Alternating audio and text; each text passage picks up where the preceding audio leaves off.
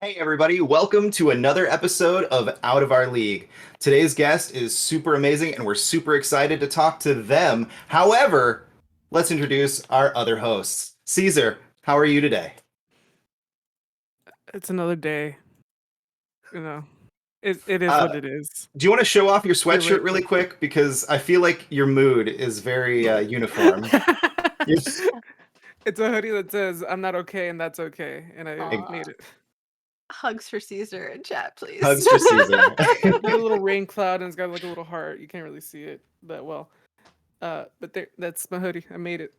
You can buy it. Next up, we have the voice in the void. Ben, please be excited. How are you today? What's up? Oh man, that's cranky. Oh. How are we all done? Sorry, it's still early morning here, so I'm still waking up. But Yeah, it's only like 8:13 a.m., right? Something like that. yeah, can't hit that high note. It's rough. But hey, everyone, how we done? That sounds horrible. He's something. also in the future, if you didn't know. He's from New Zealand, so technically it's 8 a.m. Oh, that's tomorrow. So early, The magic, yeah. What's it like in the future, Ben? What's it like? What do we have to Oh, look you guys, forward you gotta love it. We've got flying cars. We've got all sorts. It's awesome. Dope. Next up, we have the man with one job, Gage. How are you today? Oh, I'm doing fantastic. Are you sure? Like a serial killer smile, like I'm fine, move on. There's nothing to see here. It's great. See, it's exactly like what's his name Okay. from You. You definitely just took a lot of drugs, Gage. How do you think he puts up with this? And of course, I'm Jay Woodward, and I'm doing wonderful. I'm with a group of amazing people, and we're just having a good time. And then you've heard her talk. It's Liana Ruppert of Game Informer. How are you today? I am great. It is not 8 o'clock in the morning here, so infinitely better than Ben, I think. Good. Things are good. Awesome. So we're here to talk about you and all of the cool things that you've been able to do. But for those people out there that may not know who you are or what you do, who is Liana Ruppert? That's depends on who you ask, but I have worked in the gaming industry for over 18 years now. I've been dev side, I've been marketing side, communication side, media side. I have worked with every brand, and so I am who to blame for all of the dad jokes across the gaming community, and I apologize. Or who to That is thank, the you know? way it goes. Or who to thank. Former veteran. I was Navy. I went green side of the Marines. Did 2 tours back to back before Oh, I wow. got hurt overseas, and then they retired my butt, and now I'm back to doing the gaming thing. Now, did they send you to school after bringing you back, or did they do any cool stuff for you? No, I mean they give you medical care, Okay. which in America that's about as good as you can Yeah, get. that's true. so- That's very true. That's actually something I didn't know. So what inspired you to go into the military? Oh God, it's not a good story. It was I'm a very loyal person to an uncomfortable degree. And I was 24 and my best friend had just gotten dumped and we were very drunk and a little high. And we were like the misfits in high school together. Like we got kicked out a lot. We were always in detention and school suspension. She's like, you know what nobody would guess? And I had like a neon orange mohawk, and I was like, what? What would nobody guess? And she's like, if we join the fucking military. And I was like, let's do it. And yeah, we were loaded off of our mind. We went up to the nearest recruiter and Best ideas. yeah, it was that was a trip. Some people get tattoos of kittens in teacups. You decide to join the military. And it was cool though, because like we joined together and they were always like, you can't, we were like, is there a way we could stay together? Because, we were attached to the hip. They're like, no, there's no way to do that. So I had a rating that they said I could do based off the ASVAB, but she had a lower rating because she was really drunk. Don't drink, kids. So I was like, no, I'll go EM with her, which is electrician's mate. So basically just an electrical engineer.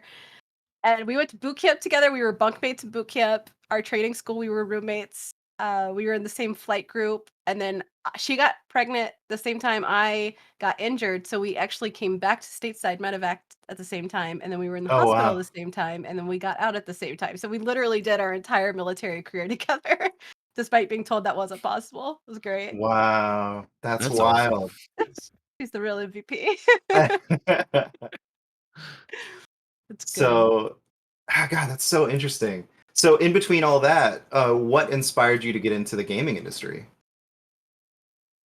Well, my mom was a gamer. So we always had like we had the NES. I still have my Commodore. And that was just kind of I was a big book nerd. I liked to be in my own little worlds as a kid, and so gaming was just a digital way of doing that.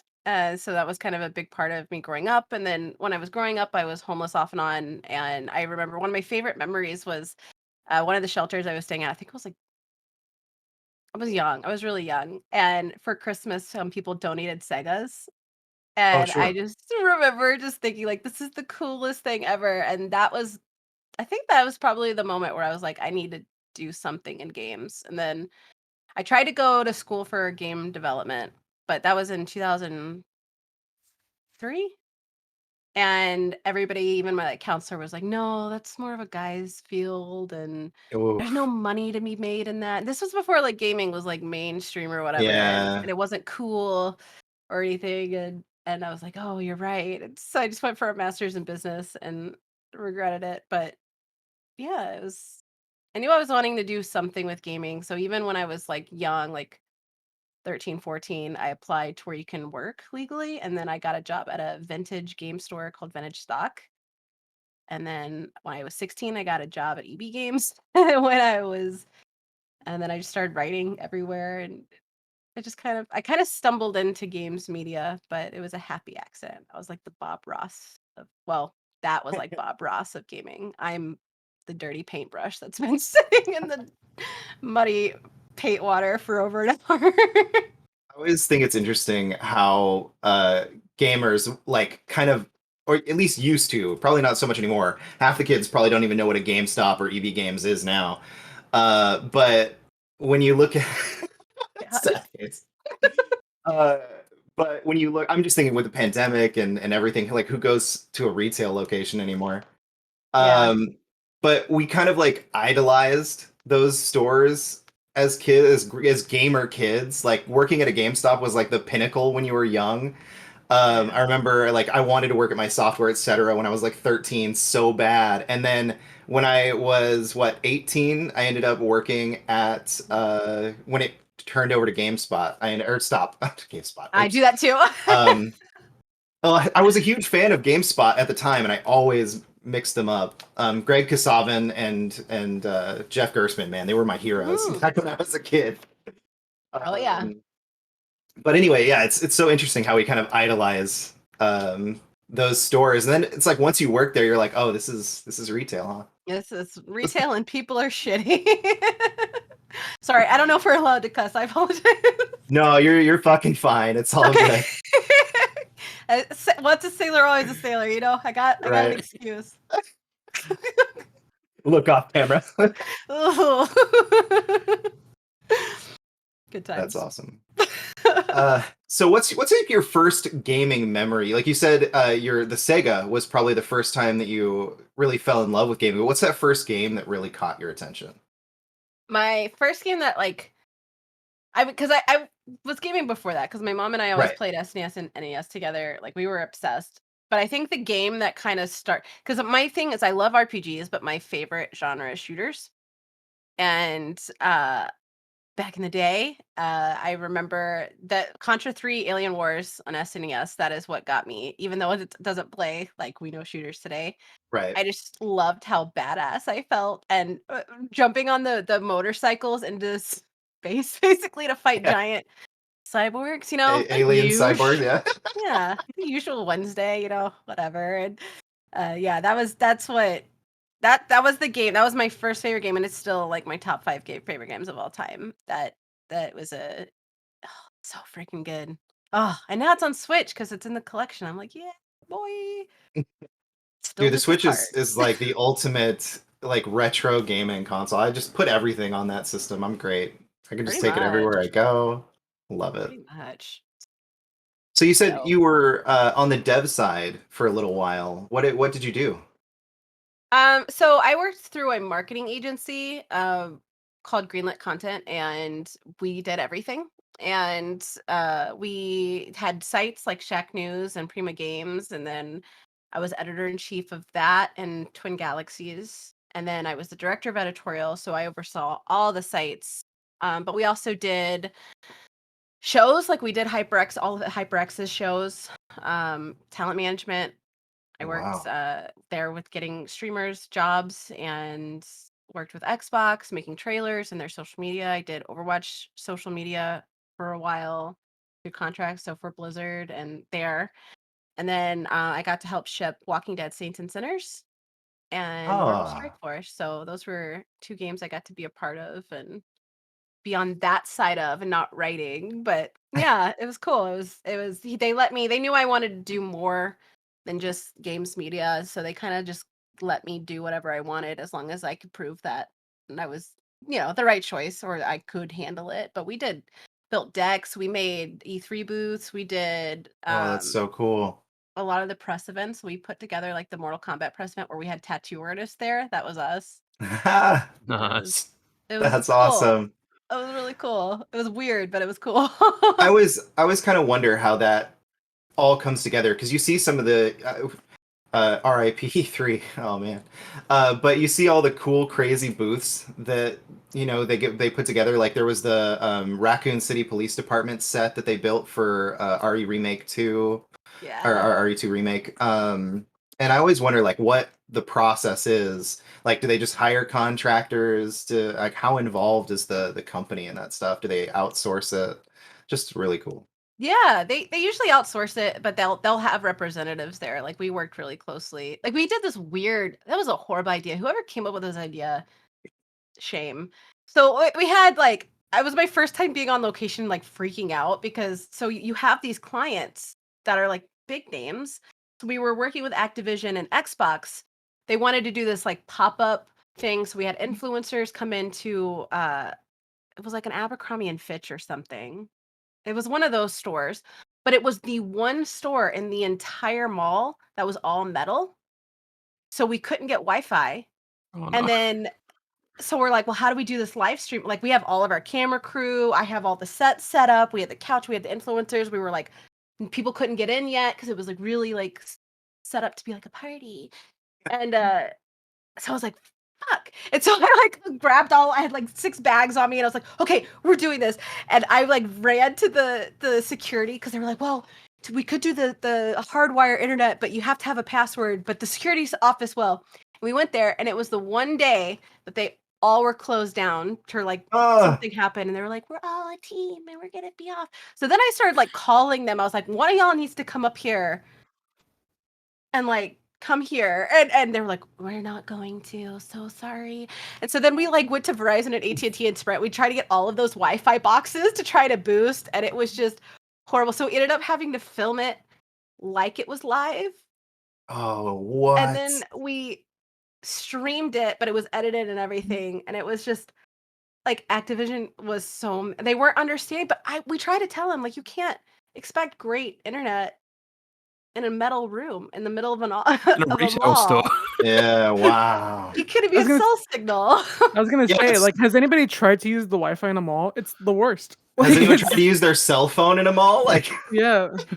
That was ridiculous. I was like, all of these y'all weren't buildings were thinking. yeah, all these buildings were constructed between the 70s and 80s, and it's all like horrible, like pounds of copper wiring and metal framing. Like there's no way signal's gonna bounce out of there. It was so bad. I was like, this is the problem with Yes Men, because somebody in this line should have said no. Nay, this makes no sense. Let's rebrand. Let's Oh regroup. man. This is terrible. It's like you guys are stupid. You should feel bad. I hope they do. I hope they still feel bad. Yeah. I hope they dream about it at night. They just wake up in like cold sweats of like, remember the one time I made a completely stupid decision and it almost ruined somebody's career? Yeah, that time. assholes. On the flip side, what's your favorite experience that you had doing stuff like that? There is a lot. Oh shit, I don't know. I will say tied between two. One because when I first started my career, I have really bad social anxiety, and that's another crutch for me for gaming too. Is if I go somewhere and it's not gaming related, like it's not this or a work related like event or something, I feel so uncomfortable. Like you'll find me if I ever go to a party or a bar, I'm usually that creep in the corner with a book. Like, don't talk to me. I'm just reading in this loud Yeah. bar because there's no other places apparently. Uh, so like there was one time where we were hosting SDC San Diego Comic Con's official like charity stream. So we had like Tom Holland, um, we had a bunch of really cool guests and then streamers and stuff. But I was also working media at the same time, and I remember it being so chaotic, but like the feeling I got at the end was worth it because so I was in high heels and I had to run in San Diego heat in the middle of summer from the venue to the hotels because I had a interview with the Witcher cast from Netflix in heels, and I'm running and like security guards and people are like, "You can't run." I'm like, and I'm like running, and I get there and I'm like sweating and I'm like, "Hey, you guys ready for the interview? How's being on Netflix?" And like I was like trying to play it off, and then it was over and I was like, "I gotta go." It's like, no, you're supposed to like chat with the actors after and like just kind of naturally dissuade. No, I was like, "Peace," and I like ran out and I took off my shoes and I'm like running and I'm like holding my, and I get there and I'm like makeup is like all down my face. Oh I'm no! sweating. I'm pretty sure I reeked. Like you could smell me from freaking England or something, and the host didn't show up, and I'm like, shit. So I'm like going down my call because I had like a backup list of like 10. I'm like, hey, we need you. We're on in like 2 minutes. I can't. Okay, and I went down line, and nobody, either people weren't answering or they weren't doing it. So they threw me up there, Oh gosh! and they're like, you have to go. That's exciting, but at the same time terrifying. I was terrified. I'm not a streamer. I don't know what I'm doing. I'm like I look disgusting. I'm sweaty and then they didn't even tell me who the guests were. So they just like, I'm like trying to, I don't know who I'm not big with streamers. And like one of them apparently was like a really big streamer and I had no idea. And I was like, so what do you do? I was like, this. What do you do for a living? What you're doing, but a little bit. Better. Kidding. So I like try to play it off like a joke and people loved it. We had like a 50,000 donation to Oh, St. that's Jude's awesome. on that, and like and rewatching it I was like, no, I'm really proud of myself because I was terrified. And then I would say that's tied with the second one. Sorry, I have really long answers for everything. I'm Southern. I don't know how Please not to talk. go. 100%. This is amazing. We love to talk forever. This show is all about you, and you're giving us great content. I'm happy. Okay, as Well, long as I'm Liana, like, feel free to pull my Liana, mic. I'm from South Texas and I'm like all Mexican. Everybody loves to talk. Yes. Nobody How's knows how to talking? shut up. Nobody knows how to shut up here. So Wait, it's is that we why literally we get have a along so sign. well? We literally have a sign above our front door that says please leave by 9 because my husband's like, you don't know how to shut up and let people leave. So we're giving this notification so they Oh my know they God. have to leave by 9 because you won't let them go. It's like a hostage situation, you know? just like It is because it's like you stand on the porch, like you say bye like 50 times, like, oh, one more thing, and then next thing you know, Oh, it's like 2 o'clock in the 100%. morning. It's like it's the worst. I hate it. I hate going to family events because I never say goodbye to one person once. I have to say Yeah. goodbye like 20 times. Like I just it's terrible, and there's no escaping it. It's like you just got to make a hard exit, man. You gotta run when you And it's see me take crazy. a breath. Because I have family members that they don't just talk a lot, they talk fast and they talk a lot. And somehow Mhm. they fit like a lot of words into like 10 seconds and they speak for 30 minutes. It's crazy. It's You so can't get in funny there, because you know? my husband's family is from Chicago, so they talk pretty fast.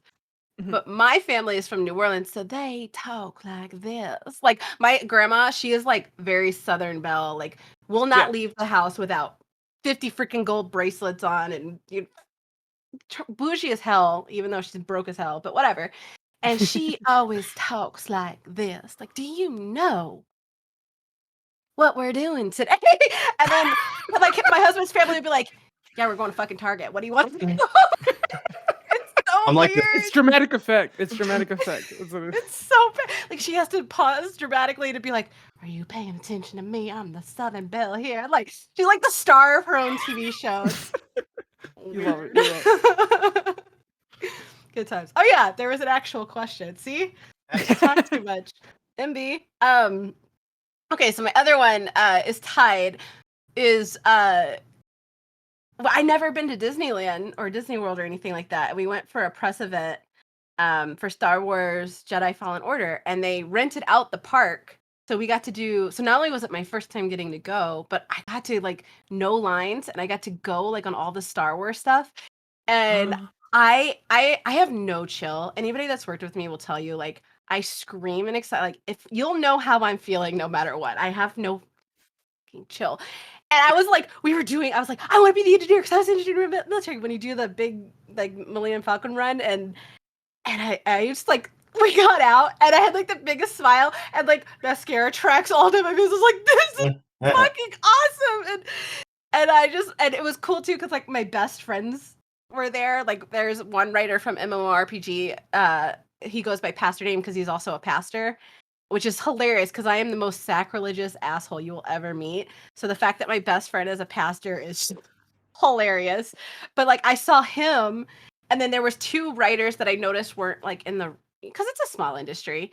And I remember when I first started, I felt very isolated and like imposter syndrome hit me hard because I would see all these clicks and because they all go together and there was two writers that I'd never seen, and I found out that they were brand new. Like this was their first press event. So like we're like, come to mama. I'm gonna take care of you. I'm gonna introduce you to everybody you need to know. Like they got to meet Andrea, they got to meet like a whole bunch of Greg Miller, they got to meet everybody.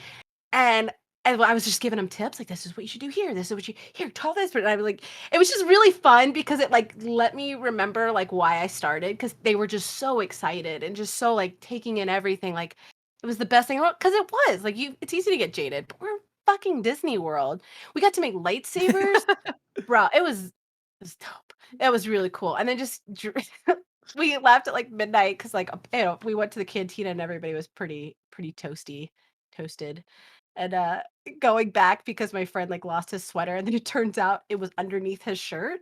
But we were all too drunk. We were like, so we went to the front gates of Disney and then back to the cantina twice before we realized he was oh wearing my god. it. But yeah, I just remember like flying home and just feeling like really content, really fulfilled, like so much love in my heart. And the game was awesome too. I wasn't expecting to like it. The game. Yeah, the game was cool, I The guess. game was cool. And just like I wasn't Uh-oh. expecting to like it because I was like, Crash. Cal, he looks kind of boring, but it's dope. So I think that was my favorite. Yeah. Is my Discord lagging out again? Or I think we all lagged out there for a second. I don't know what Oh. happened.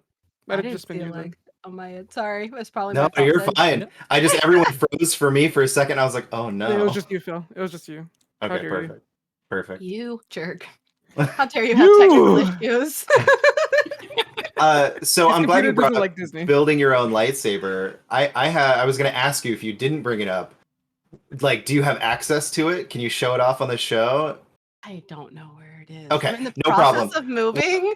And as you can see, my whole house looks like this. The like, most all of important this. question then, what color? Purple. Purple. I gotta rep that Mace love, man. Come on. Have you seen I that don't know if clip? it's obvious, but I also really like purple. Have you seen that clip of Sam Jackson talking to George Lucas about lightsaber colors? Oh. Yes. It's one of the I funniest If things you in the world. haven't, yeah, it's real good. Because he's talking to him and he's like, so what colors are the lightsabers? And then George Lucas is like, well, red is the bad guys, and then the Jedi get blue and green. And then Sam Jackson's like, what about purple? And he was like, we can get you purple. And then you just see Sam go, Oh, it's my heart. That makes me so happy. so funny. I appreciate you, good sir. I appreciate you. Yeah, it's awesome. Took one for the purple team. I like I almost don't want to see that clip now, Caesar, because the reenactment was so good there. it. Yeah, that's good. Can we see that facial expression again? I hate you so much. That was great. It was so I good. can't do it. I can't redo it. Okay, it's okay. It's okay. It's beautiful. We'll have that moment in our hearts forever. Exactly. That's awesome though. Yeah, I remember when like Tim Geddes and Greg were down there and they were taking pictures and showing off. I at first they were showing it off, but they didn't actually say what they were doing down there because I don't know if there was like an embargo or whatever. So it wasn't until like that following week that we actually got to find out that it was because of Fallen Order. Um, but yeah, I'm really glad you ended up enjoying the game. That would be like still a great event, but could you imagine if you went there and everybody would just like writing negative articles about it? Yeah, I hate that. That's the one thing that kind of sucks is when you do. But it's important. Like you have to. Oh yeah. Because if you let yourself be swayed by the event, then that's a huge journalistic line that's crossed. Like if you accept, because I know some people that won't accept anything because they know, like I know me and I know this will color anything I do because I'm going to be really thankful to them. And so like you have to be able to like, it's work. It's a cool work meeting, but it's work, and I owe you my work, which is an honest. But it is always really awkward. Like felt so bad. My first really negative, and y'all are gonna crucify me because apparently I'm the only one in the world that feels this way. But like, I hated my time with New World, Amazon's New World. Wait, Hated. you were the only one? I've like I- anytime I say people, they're like, no, it's just you don't understand the mechanics. I'm like, I do. Oh, You don't interesting. understand the I don't- complexities that come with the new world. Yeah. It's just so intrinsic. My brain is so big, you just can never comprehend. It is though. Like I like from other critics, I've gotten that. Like, that's just not your genre. I was like, do you know the games I play? Like, that is exactly my shtick. Like, I'm cool with delays, but they have to mean something. Like, it's just like they forgot how to. I don't. That's mean. I'm sure the teams that are working on this are very passionate. I'm very excited for No, you. yeah. That's wonderful. Mazel tov. Very There's proud. that, but then you also have to do your job as well. Like there's, Yeah, there's like a 100%. good shift with it. Like And I was yeah. brutal. Like, Do you I was think like, wow. do you think it's because people are just starving for a new MMO to like break surface? Because we haven't really seen a big MMO in a while. Final Fantasy 14 and World of Warcraft and Yeah. oh man, And then you trying have to all think this stuff with the Activision Blizzards. You've got a lot of the World of Warcraft well, players pulling out because they don't know how to be on that side of the fence, and which I get. I think so. I think people were hoping like Kingdom Come Deliverance would have filled that itch, even though it wasn't an MMO. Like it wasn't that exact format, but then that game kind of tanked. And I think too, I know like some people, like the more like sympathetic type people, also just want to see the team win because sure. Crucible tanked so hard and they're just not allocated over there. Every developer I've talked to over at Amazon has said like it's a clusterfuck. They don't have the right people in the right roles. They're just kind of get in where you fit in, and that's coming across in their game development. But then there's others that are like the New World team is very organized from everything I've seen, and the couple of people I've talked to are really passionate. But it just there's a disconnect, and I think Amazon came in as a company, not the individual people came in thinking like, well, we're Amazon, we can do anything. It's like you kind of suck at everything because you always pull out of the things that buy Reminds me yourself a lot in. of like Google and Stadia and everything that's Yeah, just been kind of flip-flopping over there. I mean, yeah. too big for their britches, man. I watched Fran Marabella play New World. And so I haven't actually played it, but I watched him play it. And if you know Fran, he's very extensive in the way he plays things. Um, but it was really interesting because to me, from the outside, I thought this is an interesting MMO, but it's not showing me something new that makes me want to jump into this world. There was no Yeah. hook for me. Oh, Black Desert was the other MMO I was trying to think of.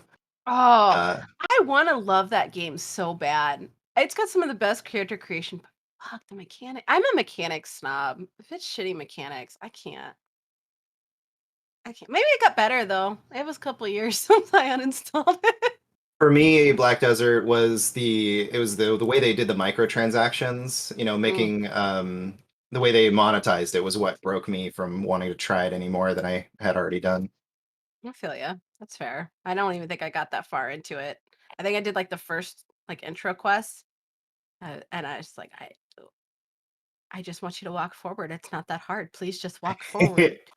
Please, I'm Yeah. begging. Like walk My forward. My wife is a huge character creator fan, so you can imagine she has a ton of fun with like Dragon Age and Skyrim and stuff like that. So she had a ton of fun making my character for that. But then I played it for all of maybe a week. Mm-hmm. I've installed it just to do character like for like RPs and stuff, and then I immediately uninstall it. I mean, it's incredible. It's where I think APB was the other character creator that I thought was absolutely amazing. Oh my god. Put a good character creator in your game and you got half the gaming community right there. So no matter what, we'll be very lenient with other shit if you give us good character creation. I loved how one of my favorite parts of Demon Souls was the fact that they totally revamped the character creator. Like, as great as that game is, I was so excited to play that character creator.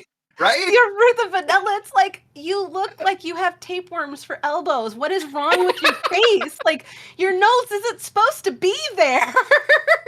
What is happening? It drove me nuts. I hated it. I was like, keep the helmet on. Butterface, just stay hidden, please, because I don't want to see you. I have a lot of regrets. You're like a digital one-night stand. Where I'm like, why is there no helmet off option? I want to see the character that I made, or I won't wear a helmet because I want to see my character's face. And then no, Dark Souls, I'm fine. Demon Souls, I'm fine. Like, just no, I don't need a helmet. But no, Demon Souls remake, remaster, whatever you want to call it, was absolutely stunning, and I loved every character that I made in that game. They had my hair color too. Nobody ever has my hair color in character creation. I was like, you feel so special. Thank you. Sorry, that was me in my own world there for a second. No, that's great. I got lost. So speaking of character creators, I feel like this is the perfect opportunity to do something I haven't done in a long time. Liana, have you played this little game called Dragon's Dogma? Oh my god. Oh god, I love Dragon's Dogma. That game is boss, man. It's the only game where the NPCs are harder than the bosses. Like the side little thieves and shit would kill me in like 2 hits, but a boss, I'm like, come at me, dude. Like, let's do this. Let's dance. And then this thief like runs up. He's like, nope, just dead. Sorry. You were out just a little too long at night, and that one goblin comes up and just wrecks you, and you're like, cool. Great. I'm level 200. How did this little guy kill me? I just killed 3 wyverns. It'll hurt your feelings. Like my feelings were hurt playing that game, but I loved it. What a good game. I made mine look like Hawk from Dragon Age 2 because they had like nose stripe. That's awesome. Blend of the Dragon. My character was always super basic looking, but I always made my main pawn look identical to Troy Baker just because he's literally male voice 1. So I was like, fuck it. I'm just gonna make him Troy Baker. Oh my god. That's awesome. Troy Baker Simulator. You know? To be fair, who wouldn't want Troy Baker to just follow them around? I mean, I'm for many different reasons. Yeah. So, but yeah, no, he's cool. I feel like he like embodies what a lot of gamers, especially like growing up in our era, wanted to look like the skinny, cool, but like he makes it cool, like the scrawny, like. But like I'm secretly a hero type thing. I don't know. And then don't let him bust out a guitar, you know? Yeah. We had the first time I ever interviewed him, it was at Rooster Teeth's event, RTX, I think. Yeah, it's called RTX. It went so off. I don't ever prepare for interviews. I don't like to. I like to just have it be conversation. Yeah, I would rather just riff off of the vibe, and it's great because like when I interviewed Neil Blomkamp, like we went in this huge like existential philosophy talk. I like he messaged me on Twitter. He was like, "That was actually really fun." But yeah, with him and he said something. Oh, I was roasting him because he plays Alliance in World of Warcraft. So I was like, "You pansy," and we were just like kind of roasting each other, and then it like. Somehow spiraled into random side story. I took a year off and became ordained as a hermetic monk and took a year of silence vow. And I like lived in bumfuck Egypt, like nowhere. No cell service, no nothing. I was completely cut off and lived off the land, and it's awesome. Highly recommend it. But we were talking about that, and then he was talking about how he did something kind of similar, and then we just started talking about Nietzsche and Heracles and like all these like philosopher names and stuff. And then the PR lady was like, "Okay, you guys have been talking for like over an hour. Can you like either ask the questions you're supposed to ask, or can we wrap this up? We have other things to do." And I was like, dude, it was fun though. I appreciate those types of interviews. Let me get inside your brain, your noggin. I would love to get inside of Neil Blomkamp's head because he is a visual master when it comes to filmmaking, and I wonder, I want to get inside the idea of how he perceives a scene and how he puts that together visually in his head, because it's just it's incredible what he is able to work with his special effects teams and stuff. He's a cool. I think too. That's why, like, I don't know. I think he comes off differently on social media. But don't get me wrong. Like, if you talk to him, you'll think he hates you. Like, he's got very deadpan. And like for like half the interview, I was like, dude, am I like offending you? Are we okay? Like, you're freaking me out, man. But like, it's just, you could just tell, like, after a while, I kind of realized that no, it's not that. It's his mind is just always going. Like, he's thinking 20 things at the same time all the time. So it's just like, but it's awesome because I don't know. I feel like people like that tend to be a little bit more authentic because there's so much going on up there that they don't really care to expend the energy to be anything what they are. Or Sometimes or that can have a come off filter. Exactly. And sometimes it can come off dickish, but I think he's genuinely enjoyed my time with him. I think he is a great dude, very creative. I'm excited because he's now going gaming side. And I'm just like, I can't wait to see what you do because the team over at Gunzilla is awesome. Yeah, absolutely. Stoked.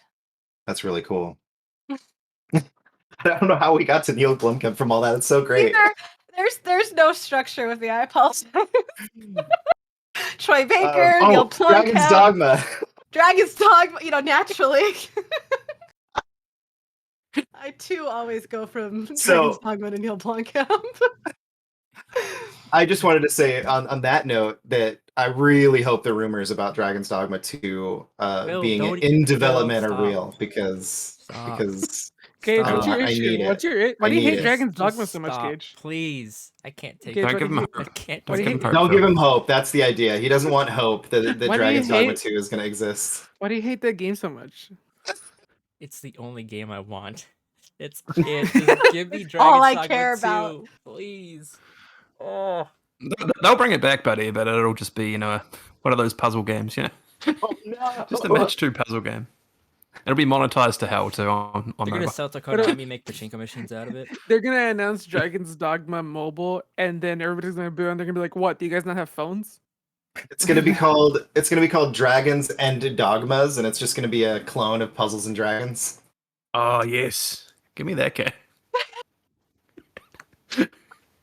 And that's the moment his soul died. Oh no, that happened episodes ago. Because he knows it's true. It's gonna happen, Gage, sadly. You're pretty. So, just to try and get back on track here, What track? What We track lost are we that on? God, I love this show. Let's just go right off track. Let's keep going. You want to talk about a track? See where the night takes us. Or Exactly. Are morning. hot dogs if you're bed. considered sandwiches? Hot dogs are gross. What are in hot dogs? Those Ooh, are Hot disgusting. take. Counter I pick. live in the wrong. I live in the worst place. So I live in Chicago. I can't stand Polish dogs. I can't stand hot dogs. That's And funny. it 'cause, is like, not everybody loves- pizza. People It's love hot dogs and marinara pizza. cake. It's not pizza. It's not Thank pizza. you. That's a hill I'm gonna die on. Like, this is my hill that I will die on. Fight me, Chicago. Please don't fight me. I'm small. hot dogs are gross, and Chicago pizza is marinara cake. Marinara cake. I like that. How's that track going? Are we on it? Yeah, Did we get back on course? So, Did you know that the bean sculpture is not actually called the bean in Chicago? I did know that. Who cleans that? I never see anybody cleaning it. Right? It always looks like it should be way dirtier than it actually is. What if it's like an alien artifact? And like because people were always want to storm area 51 or whatever Oh it's my God. called. They're like, we can't risk this being discovered. Make it a tourist attraction. Nobody will know. Have We're you on ever Team seen Chicago. oh, it's such a weird reference, but have you seen Doctor Who? I fell off of it after Capaldi. Well, did you see that episode of Matt Smith where they have a bunch of cubes? Yes. Yes. That's what I'm thinking it is. Where it's just like everybody's just Age like, this approved. is a part of our life now. The bean is just it's just there in Chicago. And then like, what other artifact is the Eiffel Tower an alien artifact also?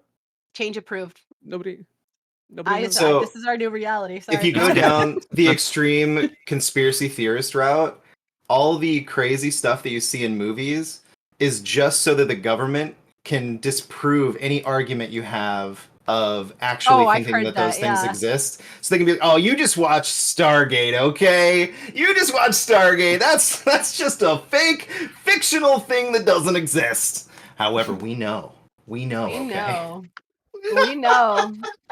I like how Phil's come off track too, you know. I'm just rolling with it at this Yeah, point. This voice track of is reason. great.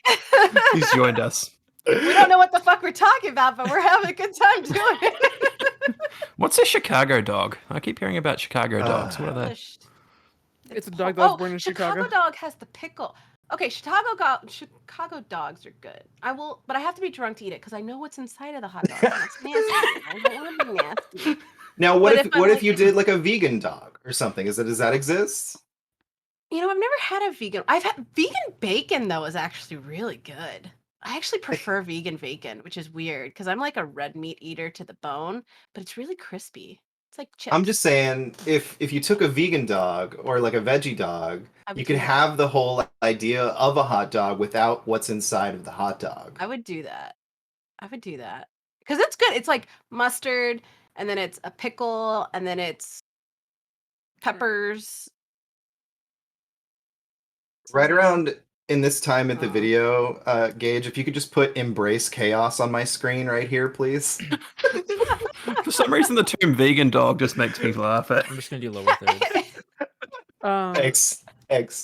Have you ever Just been at to one a place in some point, the lower Chicago? thirds pops open and just says "embrace the They're not chaos." even lower thirds. Caesar called me out yesterday. They're just name cards, but That's true. No, they are they- name they- cards, but they're great. I mean, they're both. It's whatever. I Yeah, thought because you were pointing true. up when you said you were like lower third, and I was like, is it lower or is it above or is it? whatever I So, say, Leanna, it we is. were talking about you So, kind of have you been to that place in Chicago? moving with a out hot of the dog stand industry where they insult and everybody?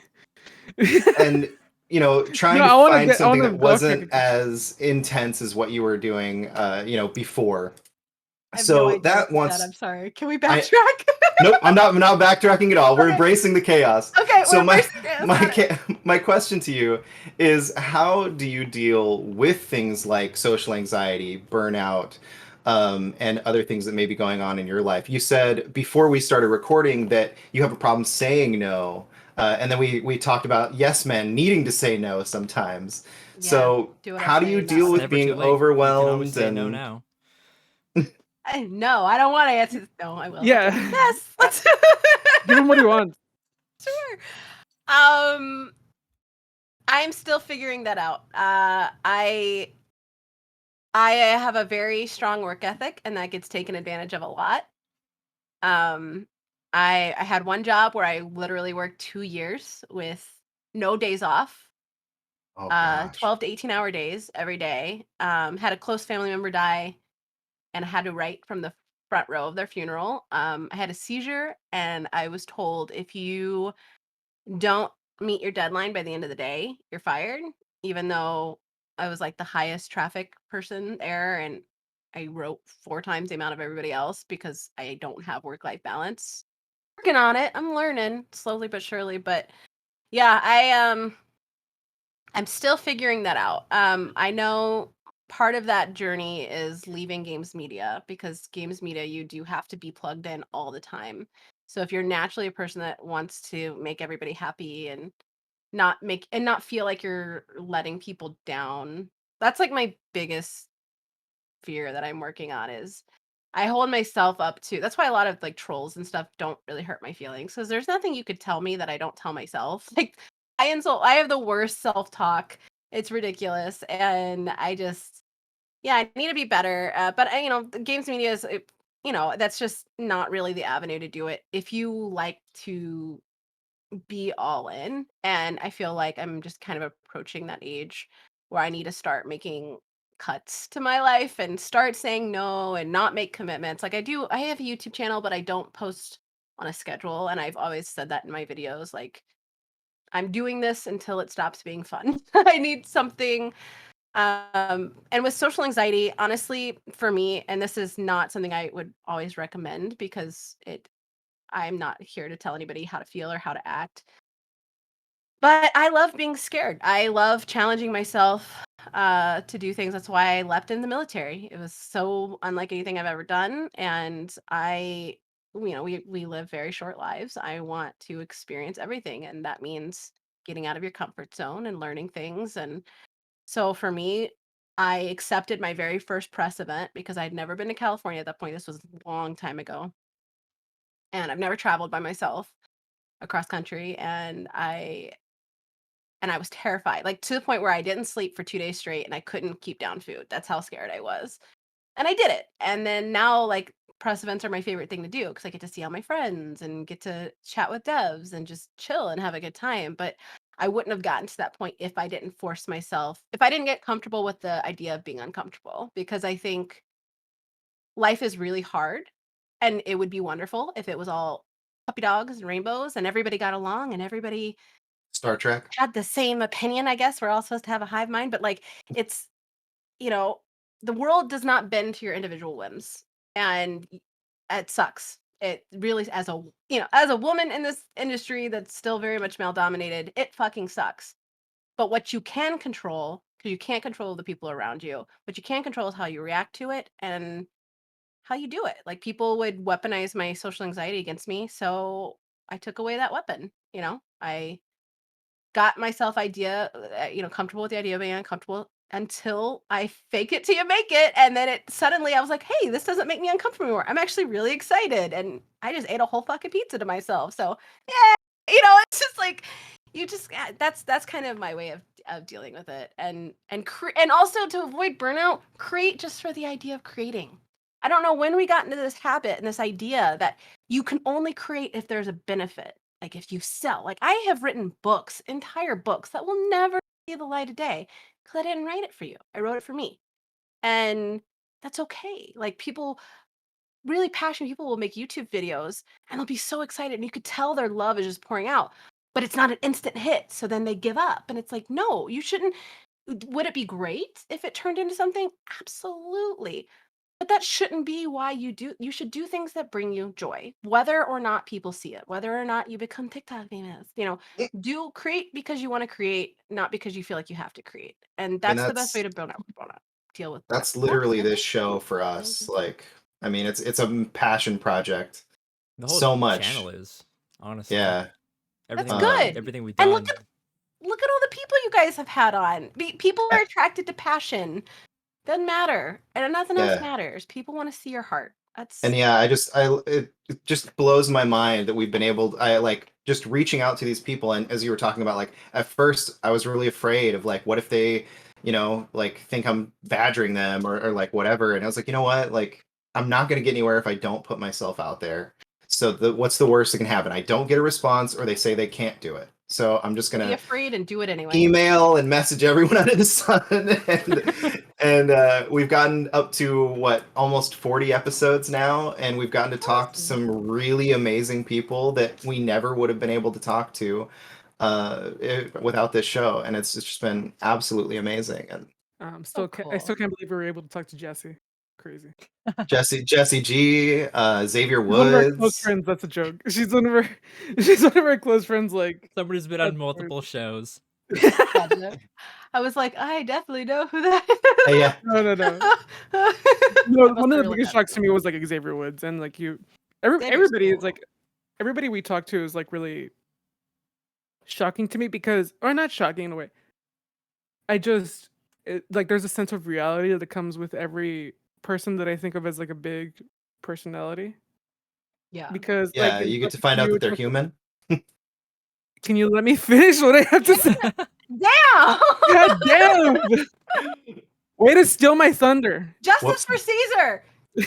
Go on, Caesar. We're listening. We got Get the you. hashtag Phil. All going. this Phil's out of our league or something like that. God damn. Jeez. It's just like, because, there are these people like, Xavier Woods, for example, or like, the WWE presents him like as a superhero, like as a god, like it's just like this big presence. And then just talking to him, you're just like, he's a guy. He's just a normal person. And it's just, I was really hoping you were gonna go. They present him as like the superhero or like a god, and he is. It was Yes, stressful. yeah. Have you seen that man play a trumpet? Like, oh my god. Or a bass but like it's crazy guitar. because like the work ethic he has, he might as well be like a god. Like He's such a nerd too. I love it. insane Oh work. my gosh, he's so But great. then like you talk to these people and you're just like, they're just people, and it's like, how do they do it? I don't know. I don't know where Yeah. I'm going with this. It's all luck. Yeah, you got to work your ass off, but it is you can work until the cows come home, and then you can work on the cows. And if you don't have that luck element, it's luck. Don't let anybody tell you differently. I worked my ass off to be where I am. I lived in cars to be where I am, and it still wouldn't have amounted to anything if somebody didn't take a chance on me. And I just didn't happen to catch the right person at the right time. It's luck. It really is. And yeah, if some of you admire says differently, cut them loose and get better idols. Because they lying. Love it. I mean, yeah, going back to Raul Coley, he talked about not too long ago about how Liking pineapple someone on was willing pizza. to take a chance on him in iZombie.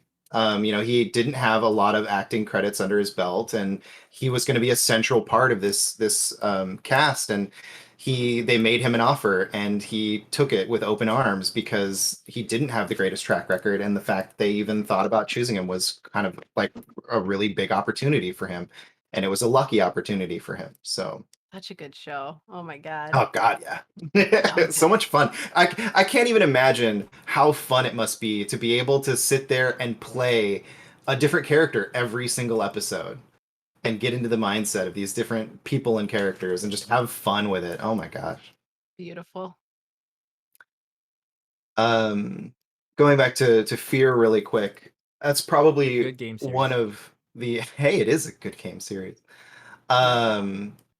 But going back to that, when I was 17, I got the opportunity to go to E3 for Majesco as kind of like a fan supporter thing because I was such a big fan of Blood Rain and Blood Rain 2. And I had gotten really into with the community manager. She was super amazing.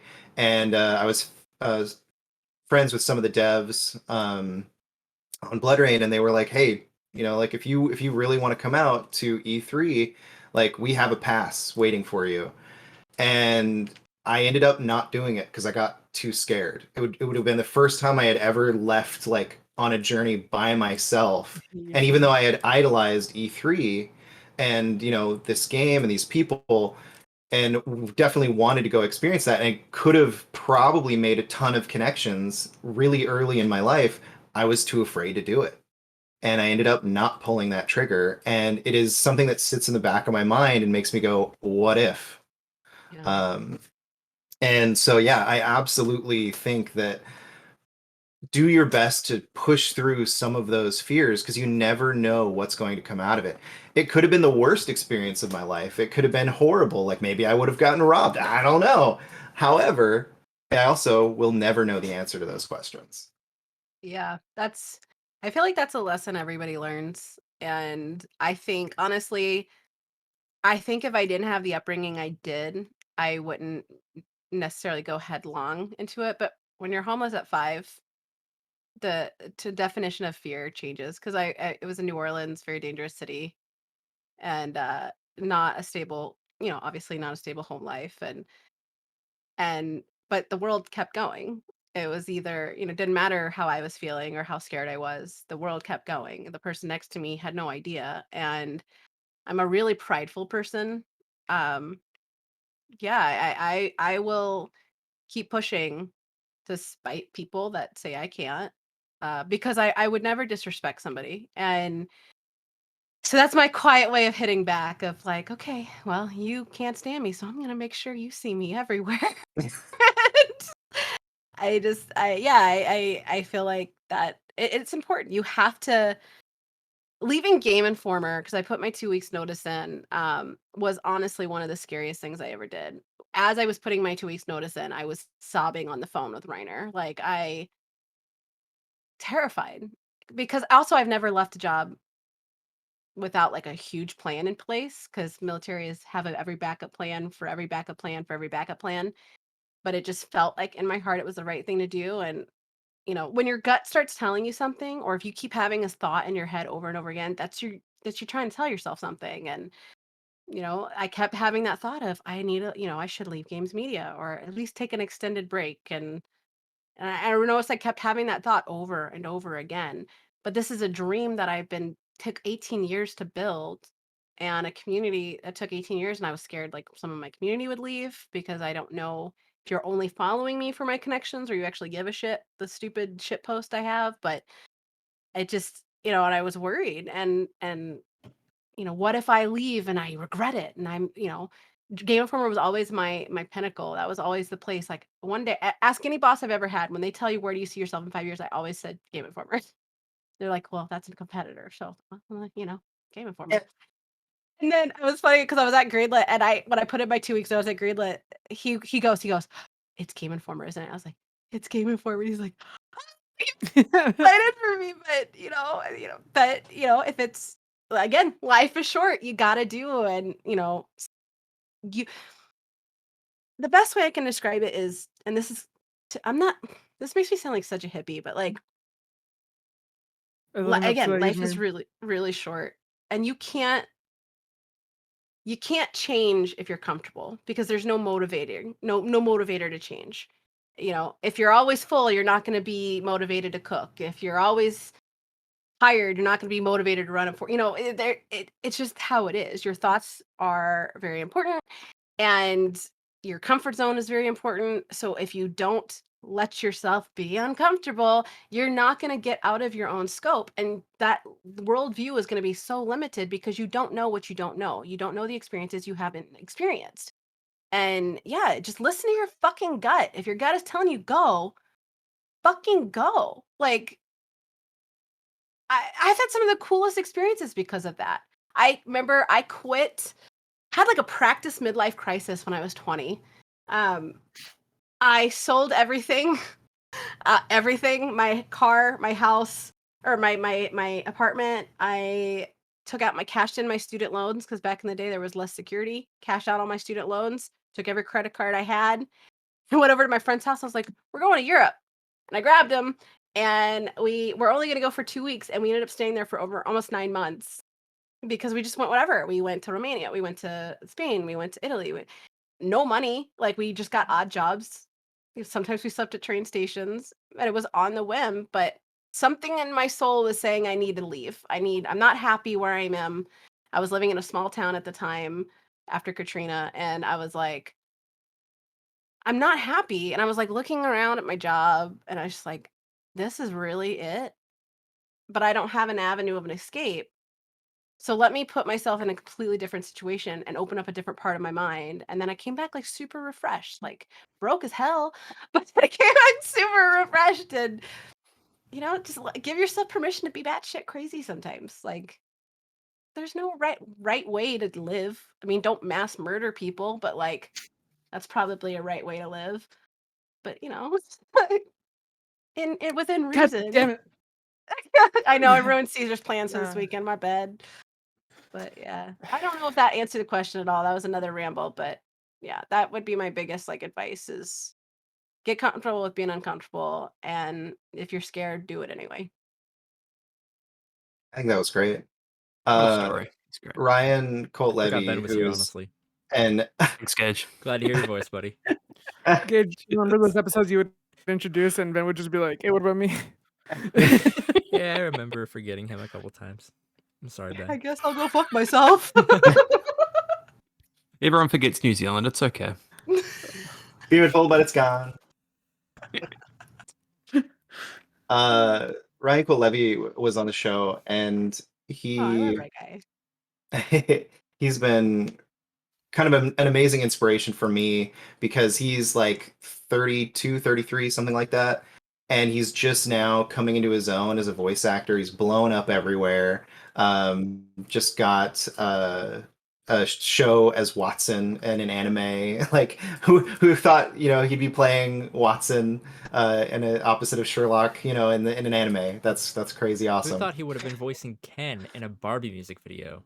I Yeah. mean, that's true too. Holy crap.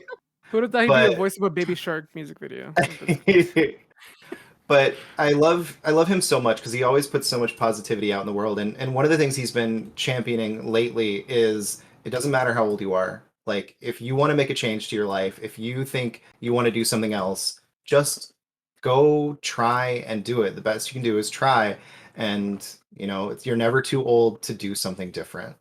And I think that's just a really great message to go along with what you were just talking about of if, something doesn't feel right, get out of your comfort zone and go do it because you can change your life and only you can change your life. Yep. Once you're an adult, you don't have that person waking you up and motivating you. You've got to do it yourself. And I see so many people, like the place I was talking about earlier, where I work-life balance, and I was working 2 years with no days off. I know the people that are still there are miserable, but they're scared to leave. And it makes me sad because some of them are very talented and you don't have to put up with that. And that's the thing, that's a knee-jerk thing with this industry though too, is when you have those toxic leaderships, they especially if you're in some kind of minority, if you're a woman, if you're a person of color, they love to loud you'll never work in this industry without me. Like when I left that job and they had my HR exit interview, they literally said, they're like, you're gonna be nothing without this name. Fuck Okay. you. Yeah. Yeah, It's like, that sucks. thanks, Karen. Your feedback's really appreciated. Thanks.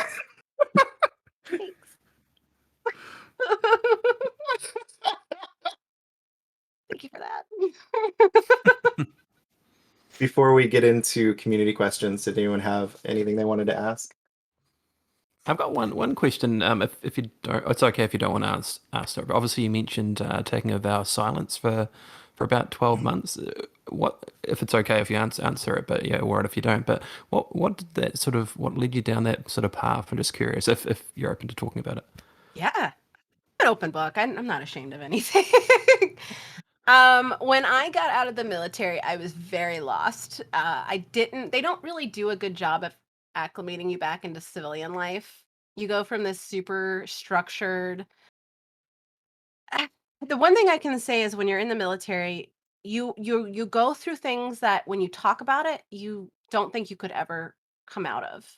But when you're in it, your mind has these amazing defense mechanisms that um a good example is my first deployment was extended and people were depressed and we had a couple of suicides and I found one of my best friends that we have these airlocks, so they close from the inside or from the outside, so if you're in it you can't leave and they have no oxygen in there.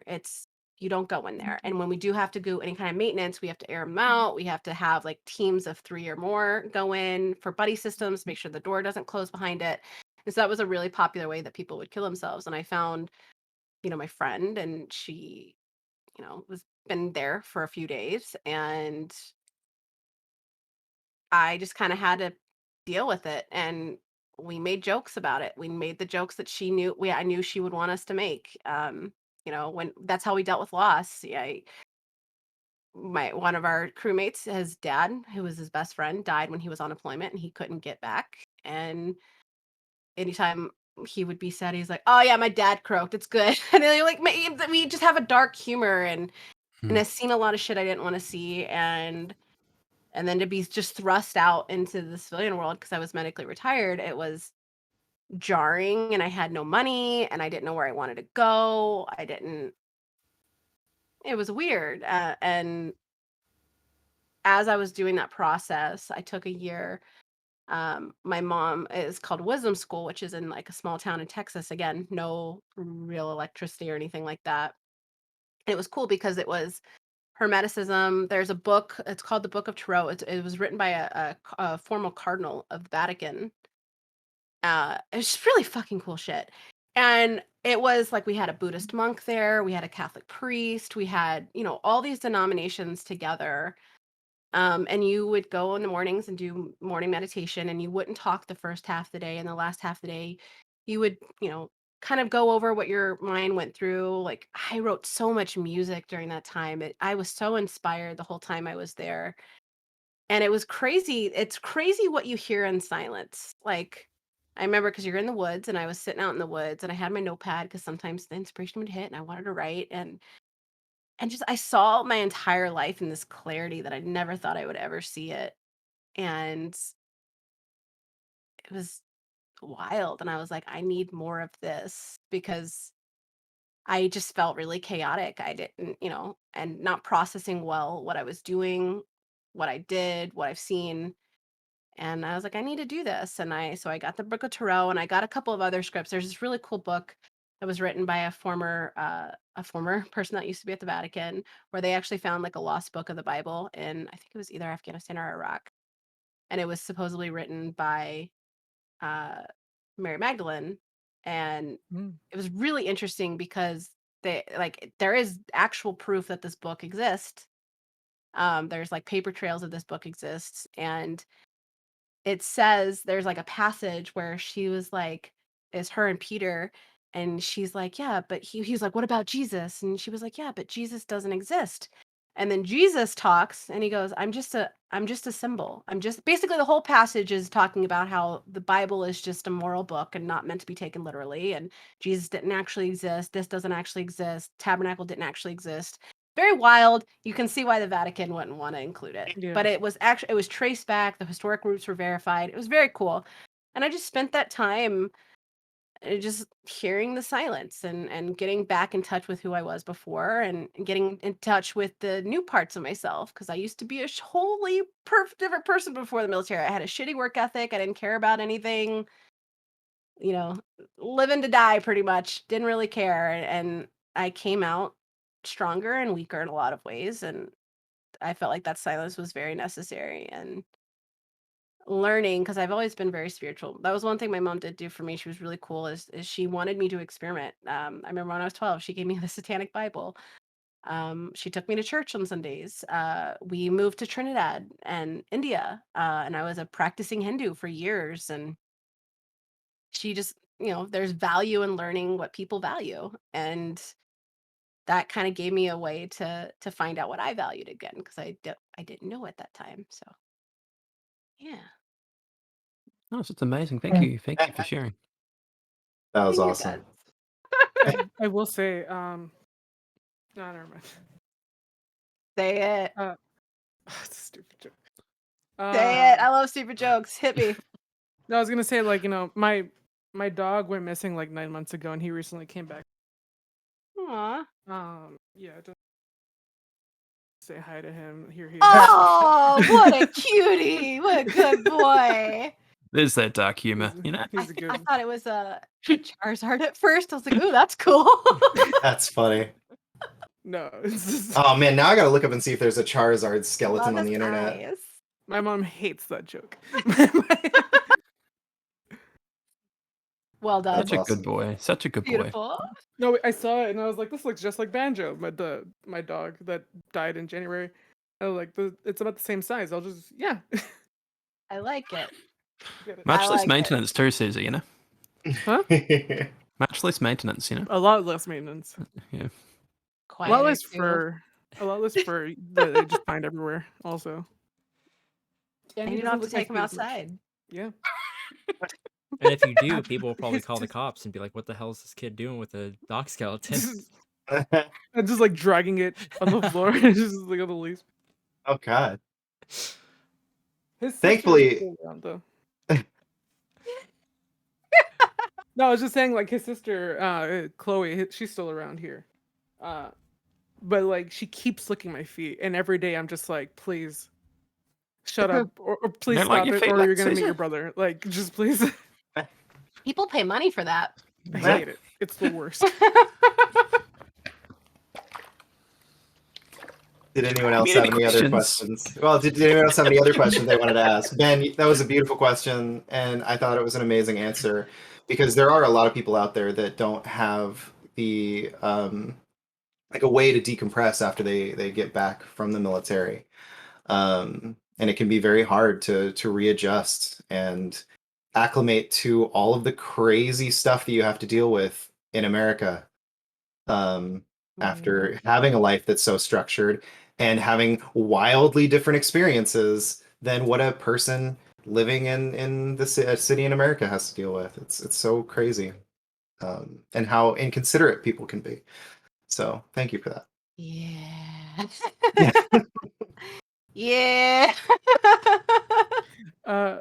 My question is more on the silly side, more like on the weird, stupid side. Is there any like really random, weird, uncomfortable situation you put yourself through? Like, have you gone to that hot dog stand in Chicago where they just assault people and they just like, or they just bully them the whole time? My entire life. I can tell you, okay, you want to talk about a weird, uncomfortable situation? How about the time? And I will let you. I will give you the number to the girl. You can fact check this with them because I promise you, you're not going to believe me. Let me tell you about the time I saved a Saudi and Arabian princess. What? Yes! All right. Story time. Tell me Okay. about this.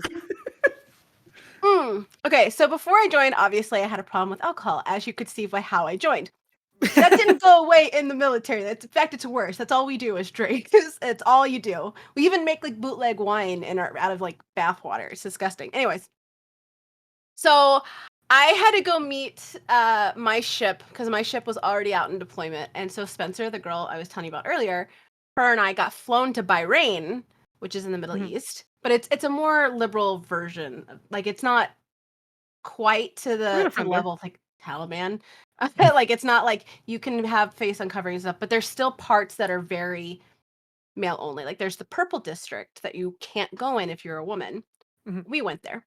Anyways, so so basically, so we're drinking. I have pictures on Facebook and all of this to track the whole night. But again, I have like that loyal personality, but I'm also like mama bearish. Like you can say what you want to me. Say something about my friend, I'm gonna beat your ass. And we're drinking at the bar. Just everybody's trashed. And I go in to the bathroom and I see this woman like crying. And I'm like, oh hell no, what's going on? And like she very limited English. Where she's asking me to stay with her, she's asking me to help her. And this guy comes in, which I found out later was her security. And he comes in, I was like, is he bothering you? Oh, I'm gonna kill you. Like, I'm like going after him. I was like, get the fuck out of this bathroom. Like, no, nobody wants you here. You're ugly. Your mom's ugly. Get the fuck out. Like, I'm like yelling at him. And then my friend Spitzer, she's like, yeah, get him. And I'm like throwing shit at him. I'm like, get the fuck out of this bathroom. I'm like throwing like toilet paper rolls and shit and soap and everything. And she's like, yeah. And I grabbed her arm and we went out. And I was like, you're gonna sit with us the rest of the night. Come on, we're getting drunk, lady. Get in the car. We're going culture stomping because I didn't know who she was. And then, I wasn't letting anybody talk to her. And then another guy comes up and he goes, I need to talk to you. And I was like, talk. And he was like, she's my employer. And I was like, okay, cool. I was like, you should probably keep a better eye on her because this motherfucker was trying to mess with her. And he goes, that's also her employee. He's her bodyguard. And I kind of looked at her.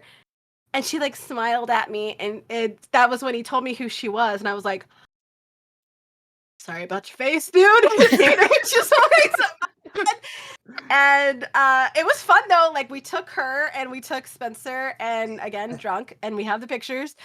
And we didn't know where it was, and she didn't say anything, and so we kind of stumbled into this new area. And we went into the bar. I don't know. We did almost have an international instance. Like we had to talk with Chain of Command when we boarded. Like I had to give them like a full lowdown of what happened. But we went in and I was like, let's take pictures. And I was like taking people's cigars out of their mouths and like making fake mustaches. And we were like taking pictures. And like, I remember I stole this one guy's like full pitcher of beer and I just started downing it. And they were like, American lady, oh, you guys are crazy. We love it. And they're like taking pictures with us. And everything's fine. Everything's copacetic. And then we wander into this like club where they were like taking women in the back, so it was kind of like a strip club. And I was like, yeah, make it rain. So I started like doing this, and I was like, you'll get a dance, you'll get a dance, you'll get a dance, and we're like doing like that, and it was a boss time. And then we went back. Eventually, we went back to hotel room, and we got a call at 3:00 in the morning from our senior chief, and he was like, Thomas Spencer downstairs now. Okay, and they were like, we got a call from da da da da, and the embassy wants to know, why did you assault this woman's bodyguard? I was like, I thought what happened was, and yeah, it was wild. But Spencer will, you don't even tell her what I said. Just ask her for her side, because nobody ever believes me when I tell them that story, and it's just like, I believe it. There's no way, like, for you to preface to be like, I'll give you her phone number so she can confirm. For you to go like do that part, like, I believe it. I 100% believe that. I know how it sounds. Anybody will tell you, I have the weirdest luck. If something weird will happen, it will happen to me. And I remember when my husband and I first started dating, he didn't believe me. And then that first year, he was like, I should have accepted your warning. 1 week now, like, See, I'm thinking of it from like her side, and like watching you do this was probably one of the most entertaining and like amazing things that she'd ever seen in her life. And it's like, it's just my bodyguard. He's fine. It's not like she's hurting him. Well, you would think she would have told the embassy like about the bodyguard too. Like you would have thought she would have told them. I was pissed. And then we had to do this I had to sign my statement of what happened. Spencer had to sign her statement, what happened. They tried to track down some of the people in the pictures to get their statements to see if they, yeah. So basically, it was people like me defending this country. I'm sorry. My bad. The best stories I've ever heard. That's pretty amazing. I mean, you're pretty much reenacting the hit movie The Bodyguard with Kevin Costner, but from the villain's perspective. Pretty much. Yeah, we have amazing. weird stories. Oh my god, in Greece, I hooked up with a hooker. She was really nice though. And then like we were like, it was just weird. We became friends with everybody, and I wanted to be friends with everybody. And they have some of the most beautiful men. I felt bad because I don't realize a Southern, you're Southern. We have loud voices that carry sometimes. Oh yeah. And in Greece, it's very common to drink at every meal. They'll have like the ouzo, which is like Everclear. And we had, I think it was like 10 o'clock in the morning, and we had like a big boot of beer and the ouzo. Like we were drinking sun up to sundown. And our waiter had this like really long hair, and it was black, but it was like freckled with silver. And he had like this chiseled jaw. And I was like, ooh, I just want to grab him by his hair. And then he like taps me on the shoulder. He goes, very thank you. Oh, hey, sorry, dude. I think what we're learning that's is awesome. you need to stop drinking in foreign countries. I need to stop. Yes, Okay, I have stopped drinking. I will have the occasional bourbon with dinner, and that is about it. When are we getting the biopic? When's that happening? You know? Oh my god. Oh my god. It's so. Or the time I beat up a taxi driver. That was fun. So we had one more. Do I have another story? Do I have time? We have all. We are here as long as you want to be here. So go for it. So boot camp for the Navy is in Great Lakes, Illinois, so right outside of Chicago. Mm-hmm. And there was a ring of people that were assault is so common. Sexual assault is so common in the military that you don't even bat an eye. And people were pretending to be, because there was an area. When you're in boot camp and when you're in the A school after boot camp, you're not allowed to have a car. You have to earn those privileges. You can't even go off base until you've earned that privilege to go off base. I don't know if it's still like that, but it was like that when I was there. And so you would have to walk like 2 miles to get off a base to go to one, and there was just this big circular whatever. And so we get in, and that's how we found out that there was people like posing as, because this was also in like 2000, this was a while ago. So like Uber wasn't a thing. Mm-hmm. And so we get in, again, drinking. But Spencer is like my best. She's like my sister. I would kill for that bitch. Like I love her. So the guy and it's not uncommon for the taxi drivers to come in to make sure everybody, they would come in. Sometimes they would have a drink or whatever. It wasn't bad. So we were on the way to go to a bar, and I wasn't drinking, but she was drunk already. And I was like, hey, this isn't where we were going to go. And he goes, yeah, I just need to stop and use the bathroom really quick. And I remember thinking, like, there was nothing weird about how he said it, but I just had a really bad feeling. And I was like, okay. And he goes, do you need to go? And I said, I mean, maybe. And Spencer was passed out in the back. And so we start walking, and I couldn't shake the feeling. So I turned around, and there was a guy sneaking on, like, crouched down, sneaking Yeah. to get in. And I was like, hey, get away from the door. She's sleeping. And then he kind of looked at me, and then he looked at the guy, and then the guy like gave him like a signal back. And that was when it kind of clicked, like, oh, this is a setup. When I say I blacked out rage, I grabbed him by his throat and I started slamming him into the brick wall. And then he starts punching. I mean, we were just like it was, my eye was like bloodshot because it was the blood. He burst a blood vessel. I thought I broke my Good Lord. nose. I'm like, and I was like, but we still need to get the base. So get in the car. Go. And I'm like trying to wake up Spencer, and I'm in the front seat. I'm like trying, and every time he took a corner I didn't recognize, I punched him in the face. I was like, no, I'm gonna get back to the base. So anytime, and then when we would get to a stop sign or something, I would roll down the window. I was like, he tried to kidnap us. So I'm like, you're gonna go straight, aren't you? Yeah, you are. And then we go there, and when we get back to the base, I like drag him out of the car, and I'm like, you're dead. Like you're dead. And so we had to go. We have a police station on the base, and then we have the military police there as well. And I called my senior chief of my chain of command and let her know what happened. And I had bruises, like where he slammed me a couple times, so I had like bruises all down my spine. I had bruises on the side of my hip, all the way down to my knee. And she took one look at me, because Spencer and my friendship was like legendary too. Like everybody knew anybody that Yeah. tried to date her knew you were getting me too. Not like in that way, but like Yeah, we yeah. were inseparable. And she goes, what did Spencer do? Oh no. And they had to take our statements, and they ended up arresting. I got in a lot of trouble too, though, because you really can't go around hitting civilians. Yeah.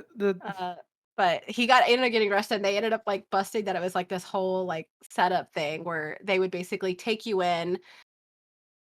They would have somebody there already waiting to see, because they would usually try to get like a couple girls at once. And then what they would have done, what we found out, is that he would have taken me in, he would have offered me a drink, and he would have roofied it. And then that's what they did to women. So I was like, I ruined your life. I ain't even sorry. You're a piece of shit. Like, it Oh was man. I like the resolution of that story, but like there's something that irks me about the fact that you got in trouble for it. It's like, God damn it. I mean, it could have been worse. I could have technically been like, Oh, yeah. commercial. No, Like, you I know, would take that 100%. over. Like, Getting kidnapped. Yeah. it absolutely could have been worse in so many different ways, but it still sucks that that's a thing. Yeah, being a woman kind of sucks. I Shit really, blows. I want a refund. That really was a hope- mistake. my sister either like become someone like you, or as a friend like you, because man, you have the coolest stories. Like you just Yeah, this is amazing. They're not fun at the time, though. Let me tell you. Oh, but in Yeah, I retrospect, bet. you can look back and laugh. Like that's such a Yeah. great story. If you can't laugh at what you do, your stupid mistakes, your weird stories. There's Like so there's a great many. movie in there somewhere. Like there's a great movie in there somewhere with Oh, your stories. I am writing 2 books, and one of them is because there's some things I can't talk about. Yeah. So because they wanted a publisher reached out, and they wanted me to do like a nonfiction like thing, and I was like, I can't talk about some stuff, so no. So we're kind of doing a fictionalized version of it. Mhm. But it's funny because this was the story that made him. One more story. I lied that the last one was the last one. Sorry. But this was the one that like made them reach out, because so when I told you we went to Europe, Yeah. so we accidentally broke into like an excavation site by mistake. Okay. And the cops were not happy with us. But that's okay. I'm lagging on my end too. So if I need a pause or whatever. You're good for me. Oh, there we go. Looks like you just refreshed. Yeah, you're good. What a rude camera. That was interesting. So there's a place in Italy called Assisi, and it's a very small town. It's basically one mountain, and that's the town. And our hotel was at the very top of the mountain.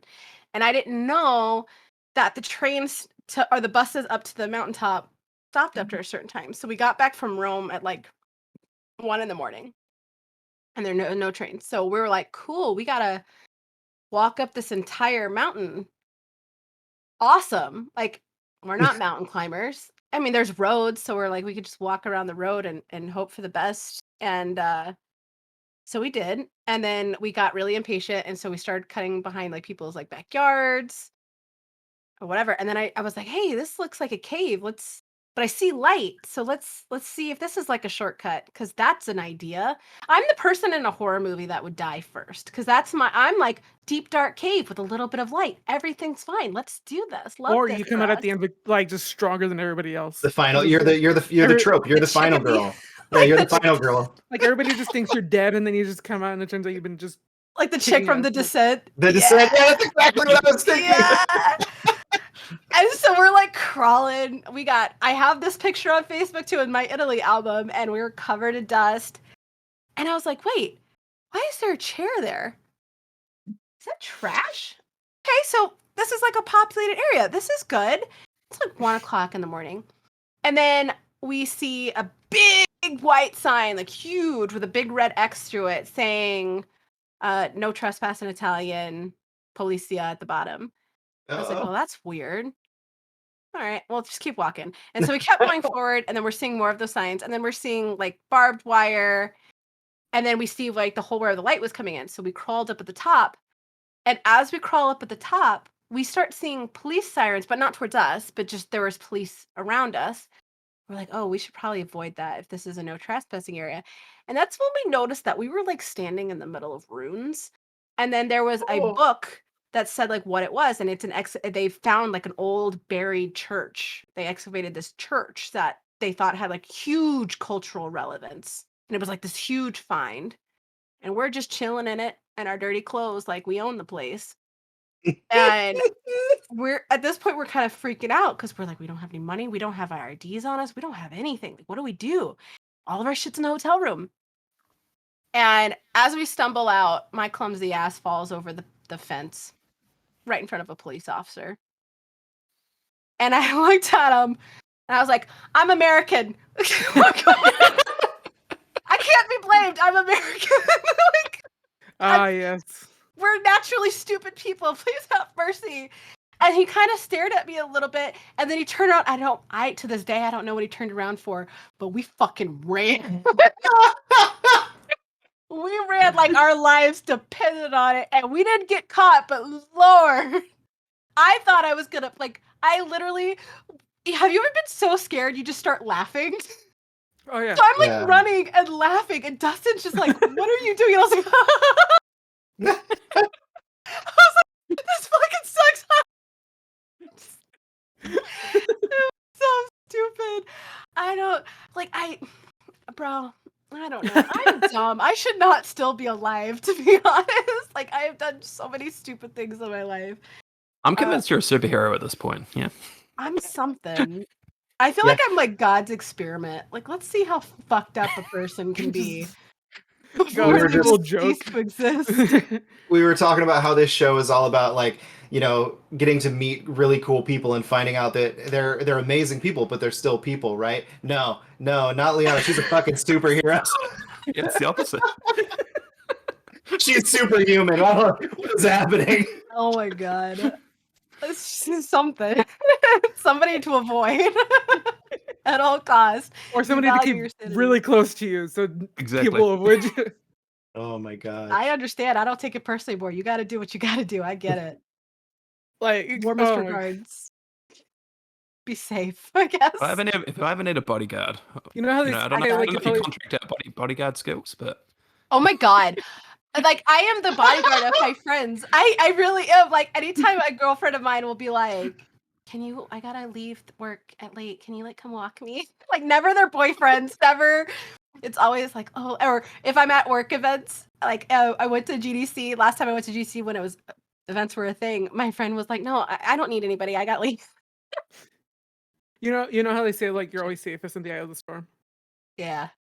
Yeah. That's you. That's you. Like, The emotional toll, man. I'm pretty sure I've got like the most chaotic fucking mind. It doesn't make any sense, and I probably come off really weird to people, but that's okay. I got cool stories. That's all life is. It's stories. That's all it is. It's a collection of memories that you turn Absolutely. into things Here's you the- can reflect like back you on. like you said, like in the moment, those were not fun experiences. Like in the moment, like they were probably like really scary or really like horrifying for you. But there's a song that I like, where it's like they have a lyric that goes, "100 bad days makes 100 good stories," Yeah, and that's it's like yeah. nobody really talks about the good stories that you have, like the good days you have. Like those don't make interesting stories. It's always like the really weird, the really bad, the scary. Like those are really good stories. I have a story that's not scary, but the time I accused what's his name? John Cena of being a pedophile. Okay. That's a sentence. I didn't mean to. In my defense, I didn't know I'm not into wrestling. Yeah. And I didn't know, but so I was getting processed, and this is actually how this was on the tail end of meeting my husband, because he got medevac from Afghanistan too. He so the WWE comes to military bases all the time. It's Yeah. part of the UFO stuff, and Norfolk is epicenter of military. It's the largest military base. It's shenanigans, and I was drugged out of my mind. I was in a wheelchair because I couldn't walk at that time. And I was pissed off at the world, tired, I was in pain, and I'm just sitting there in my blue fatigues, because we're little blueberries in the Navy, and I'm sitting there like this, and then the door opens, and the prettiest people I ever saw came through that fucking door. It was John Cena, and I think at the time he was dating like Nikki or somebody, Bella. The Bella twins were there, and then some redhead. Yeah. But I didn't know who they were, and I didn't really care, because I didn't want to be where I was. And he, was going around. He was like, "Thank you for your service. Thank you for your service." And he like bent down and gave me a hug, and he was like, "Thank you for your service." And I like locked up like this. I was like, "Who the fuck are you, and why are you touching me?" And he was like, "Thank you for your service." I was like, "Are you a fucking pedophile?" I don't know if I said it really loud or not, but I know like somebody next to me was like, "There's John Cena. He's a big wrestling star." And I was just like standing like this, and I didn't process what they were saying, and I just kind of stayed locked. And then he was like, "Hey, it was nice to meet you," and he like walked off, and he was like, "That was John fucking Cena. What the fuck are you doing?" And I was like, "Who the hell is John Cena? I don't know." I was like, "Why are you yelling at me?" It's John Cena. I like how you said He's that. invisible. I can't see him. I like how you said that. But you were in the military. You must have been like at least 18. Like No, I don't know anything about You must have wrestling. been an adult. But why did your mind go, "Are you a pedophile?" I looked like now I'm finally, it took me 34 years, I'm finally starting to look like an adult. But like, make no mistake, these cheekbones are painted on. I got a round baby face. I look like a baby. I don't know. You know what? I don't know though. Because even then it still doesn't make sense. It's the first thing that came out of my mouth. I don't know. Help me. Oh my gosh. I need help. This is an intervention. This is what the show always is. This now. is the So that was how I met John Cena. John, if for some reason you're watching this, I'm sorry. You probably don't even remember it because you probably blocked it out, but hi. I know who you are now. The amount of people that tell him really weird stuff every day, I can just imagine. Oh my gosh. He's a big Right. fan of the show. But yeah, this is where we tell you like this isn't an interview, this is a therapy session. Oh, good. Everybody needs therapy. I will take it. Jesus Christ. Speaking of everybody, let's jump into some community stuff, shall Well, we? actually, there I was like how we one said we moment. were doing that about 40 minutes ago. There was one moment where it looked like Gage was about to ask something and didn't. Oh, So I don't know if you remember what was on the tip of your mind. That was but 2 stories ago. I'm sorry. I wanted to come back and see just in case. I do remember. Okay. It's gonna be for Ben. Oh. Oh, wow. I So- like it. Plot twist. I It's more like of a it. question about a question because Ben, you didn't ask the question for Jesse's episode yesterday, so I was just curious if you're gonna ask the I usual forgot. question for this episode. oh my I god. do have a question. Dirty, It's been dude. so long. Make New Zealand It's been so proud. long. Here we go. You ready? So this is one we ask everyone except for apparently poor Jesse yesterday. Jesse, I'll have to I haven't ask you asked a offline couple to- people in a while either, so who knows who's the Okay, last person that okay. got So it. apparently we Got never asked very- this question. I Anyway, got so it's just in question. relation to our good friend Greg Miller. Okay, friend of the show, has been on the show. Love him. He's fantastic, obviously, but an incredibly busy man. I don't know how he can do what he can do. He's hosting. He's somehow messaging people at the same time, sending out tweets. He's obviously got multiple arms potentially to do this, but He we might ask even be everyone saving Saudi Arabian princesses. We don't know. Who knows? exactly. No, it's a job only for Liana. But we always just ask, Get how on is my he able to level, do exactly? Well, that might be the answer. Actually, I think we might need to change this question. But the answer, or the question, is normally how can he do that? How is he everywhere at once? But we might need to change this to how can you do all of this at once? You know, maybe we change this going forward. Ooh, that's the real plot twist. I sleep on average 2 to 3 hours a night. I'm always working. Don't be like me. Great answer. That's And how do you think Greg can do it? Is he doing the same thing? Has he got clones? Has he got Make- twins? Has he got? Make no mistake, it's his wife. Genevieve is the real power of that couple. Without her, sorry, Greg, you know You I wouldn't be the love man you. he is. I love you, man. And he would agree. That's her that's his better half. He could not do half the things he does without her because she is such an incredibly amazing woman That's that the thing, for a lot of it, she's been cooking a person inside of her body. she's a Like- fucking superhero. She makes life. I like how this Shout is out to this has Greg, been- try to make life, Greg. Where's your baby in the oven, Greg? What? This is one of the best episodes I've ever been. This, Yep. not only that, but that was one of the best answers I That think was we've the ever most had for that wholesome- question. It's always like a joke answer, which is like what we're looking for, but that was No, actually a lot of- genuinely sweet. A lot of the recent ones have been like, he's just a nice guy. He's just a hard Yeah. worker. And then Liana's like, nah, fuck Greg. It's all Jen. It's all his wife, baby. She's the real goat. Goaty. That's You amazing. guys need to clip that and tag her in it. Like, yo, we got you, girl. Oh, Oh, I'll do that. that's Yeah. definitely going to be our breakout for this episode, 100%. This If is a that 25 doesn't attract people to watching this episode, I don't know what will. Beautiful. You know what'll probably get people to watch this episode? Their questions, their community questions. Community True, questions, yeah. that's true. And We we're got back some on of them. track. We're making our way back downtown. We're walking Thanks, fast. Caesar. You always got my Kind of on back. track bound. Okay, go ahead. Sorry. Who wants Who should to- go? wants to start? I'll go first. Sponsored by Vanessa I'll go Coffin. first. Let me go first. Oh, shit. Quick. He tripped over the dog skeleton. No, my controller fell. It's fine. This comes from Plastic Hearts Podcast. And it says, ask her how she's always so all the time, always nonstop. And then they put like a heart eyes emoji and then just like two praying hands, like two hands like that. Weed. Weed and prayers and weed. No, I'm just kidding. Well, that is how you got into the military. That is how I you- mean, it is, and it's legal where I'm at. For any future employer's sake, that was a joke. Disclaimer, or was it? You don't know. But anyways, yeah, I just like to stay busy. I have FOMO.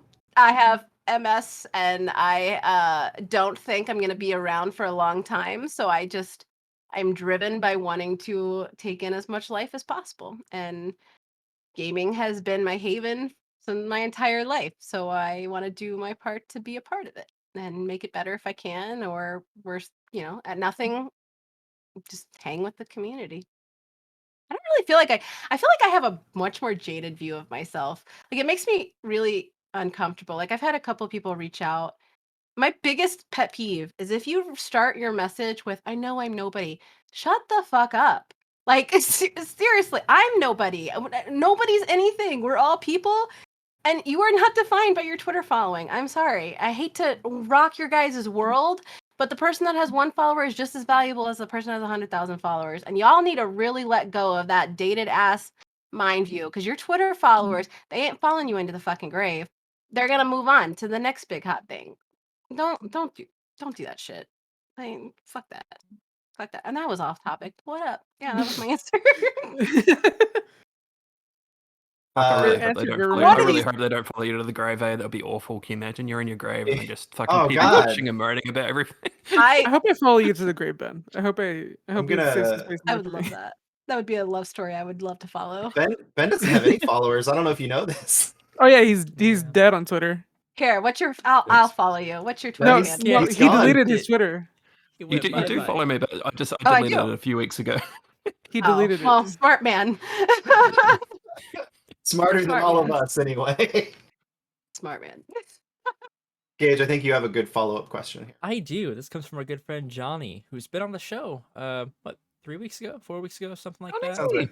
Very. Well, when this episode goes up. Yeah. Oh yeah, even longer. Very, very talented creator out there. His question is, it's the one that we prefaced before the show.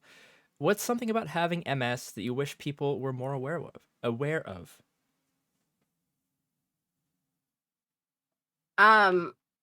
Not a lot is known about MS. That's the first thing. Mhm. I was gonna ask, like, can you give us like idea of what it is? Like a Yeah. So necessarily- basically, it attacks your nervous system. It's a disease that is progressive, and some people it progresses very quickly. Some people it progresses very slowly. That's how my dad passed away. It was MS, and then you have, of course, like people like Selma Blair, who's an actress that just went very public Yep. with her documentary of, she's on her last leg. And I wish that people would realize that it's just different for everybody. And then there's flares. Like there are days where, like right now, I'm fine. Like I'm walking fine. I don't have feeling in my hands at all. So like you could literally, hold on. I got you. We're going to do some violence. I woke up and chose violence.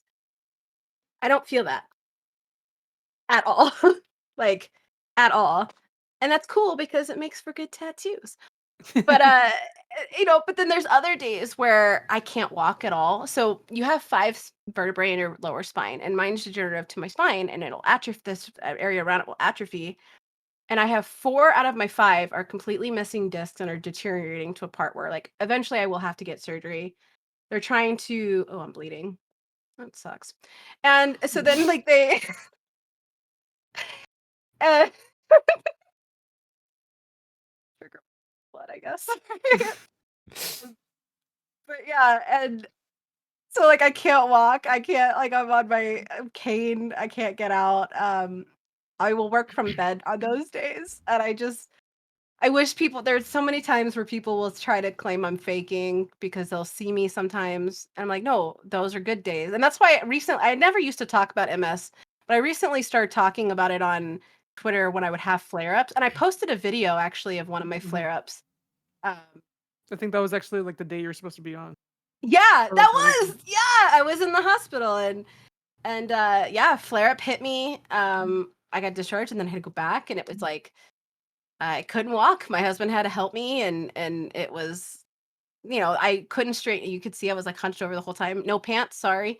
But and like I couldn't straighten if I wanted to. It just wasn't possible. So it was just, I wish people were understanding that there's not one type of MS. They're still very much learning about it.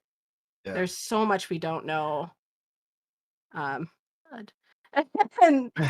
there's, it's just if you know somebody that has it, like, be sympathetic with them, because there's going to be the people that have the issues every day and it never goes away. And then there's other Mhm. people that are going to have flare-ups, and it's a progressive thing.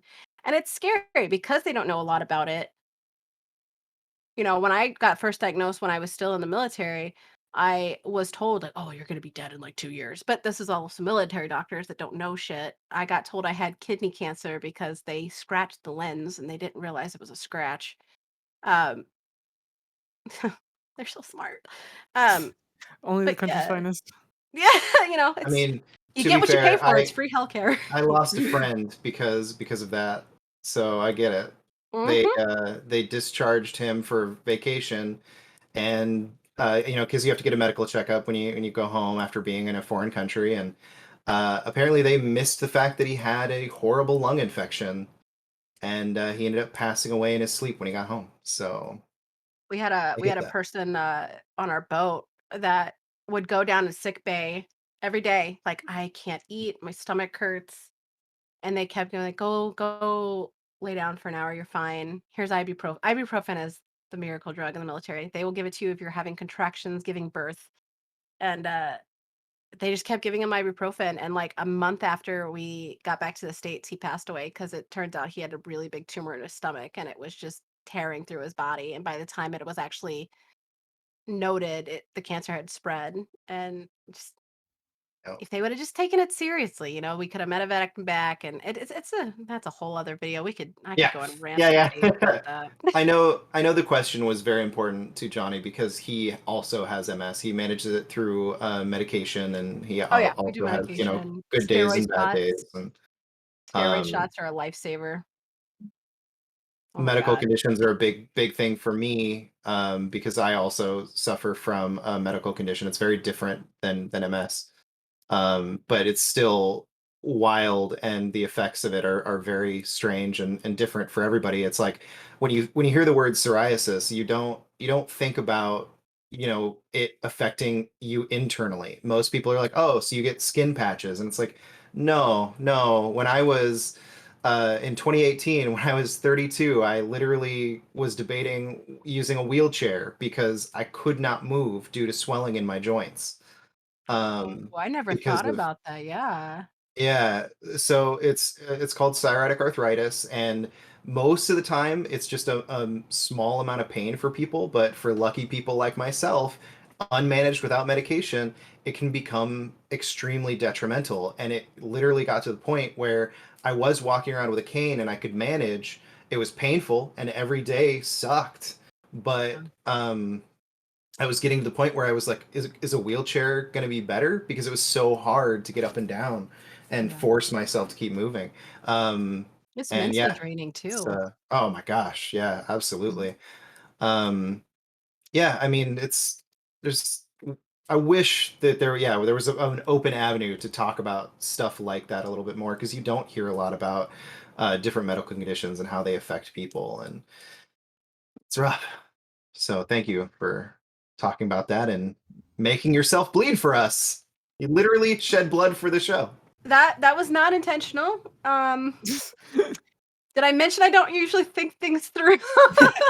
Well, you also said you didn't have feelings, so Yeah, yeah, I the idea don't feel of it. hitting yourself a little too hard is very plausible. So Yeah, I'm I'm sorry that happened, but thank you for shedding blood for us.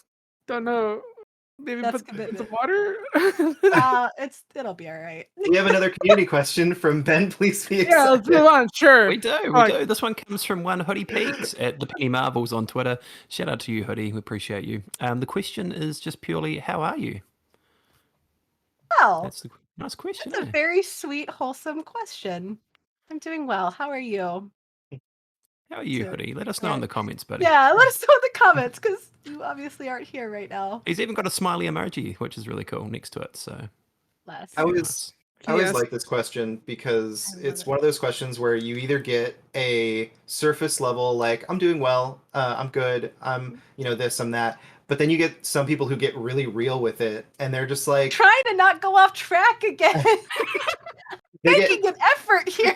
they get really real with it, Damn it, and Phil. they God just damn start it, Phil. Take a going into hit. their life, and like, you know what, like, I could just tell you that I'm okay, I could tell you that things are going well, but I'm gonna be real with you. This is the way I'm feeling right now. You said it. All right. Okay. God damn it, Phil. Take a I am hit. actually doing well. That is was a true answer. I recently found 4 months ago. I recently found a good fit therapist. I highly recommend therapy for everyone. It does not mean you're broken. Sometimes it's just nice to have an unbiased viewpoint on your life and just helping you make decisions in your life. My therapist helped me come to the decision to leave Game Informer.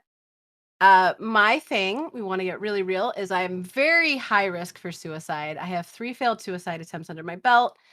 And it is something that I have always thought of. I've always been, which makes me the great person to be in a bad situation with, because I have no fear of dying because I just don't care. I'm not attached to life, and it's something I think about every single day. And I actually just celebrated a milestone. I went 2 weeks without thinking about suicide, which is the first time in my entire life.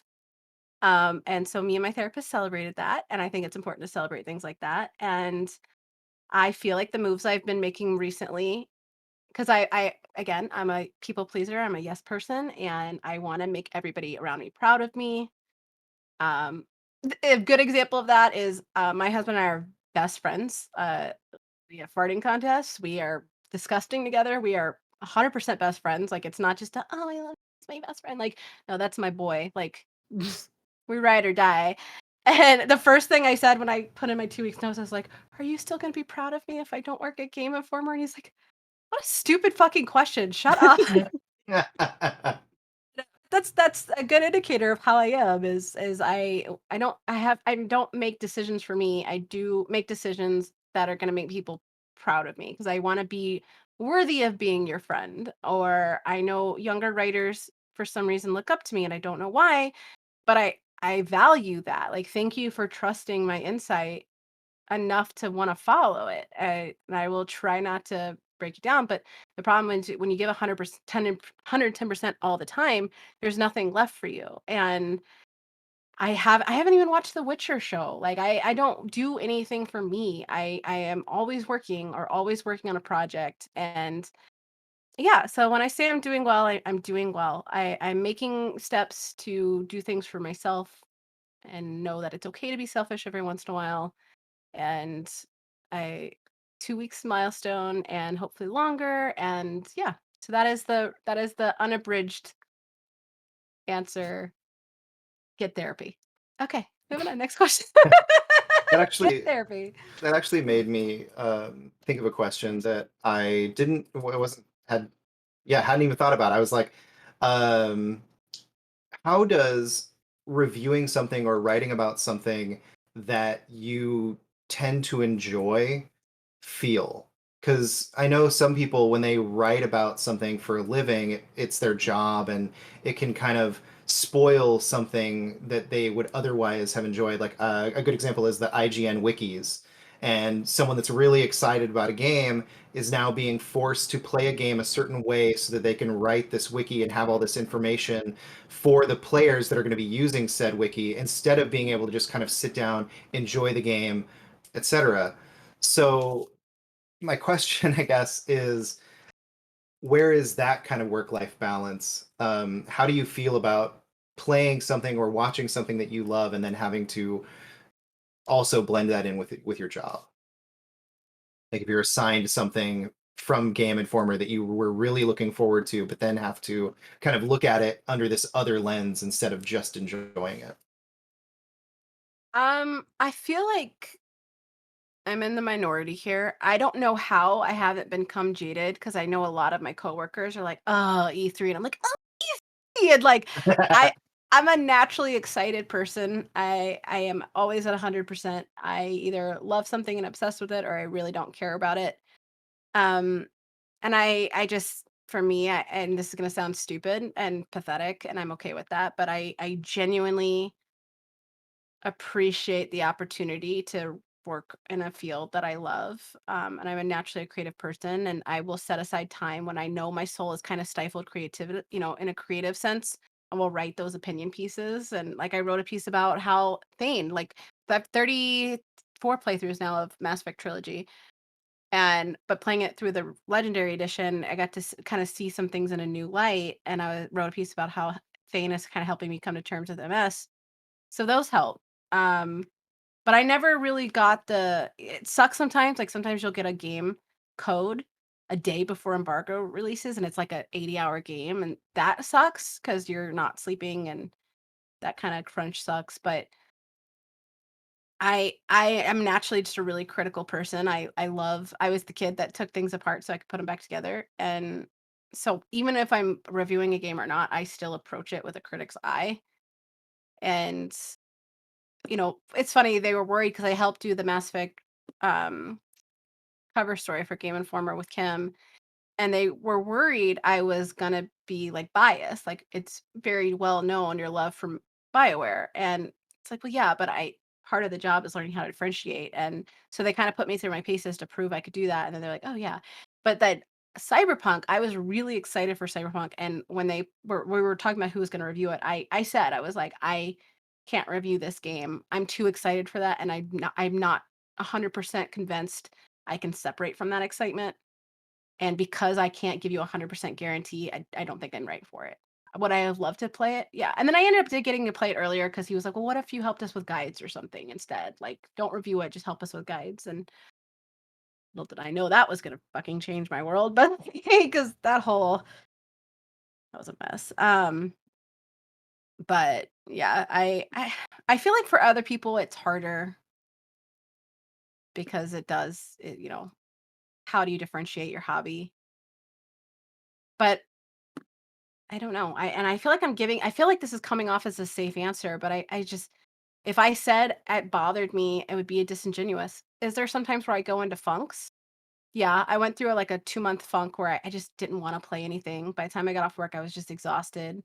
So I just read, picked up. My favorite thing to do is if I have gaming burnout is just read fan fiction from some of my favorite games. So I'm still connected to that universe, but a little bit distanced from it. That helps. But I yeah, think I think that's really cool. My wife, she loves like enjoying the Marvel movies with me, but she was never really like a huge Marvel fan. Where she found her fandom was fan fiction. Was yes, random fan fiction of people writing about the MCU characters and the stories these MCU versions of these characters would go on. And some of those would include lore from the comic books. Mhm. And that's how she would know, like, oh, Thor got turned into a frog or something like. yeah, yeah.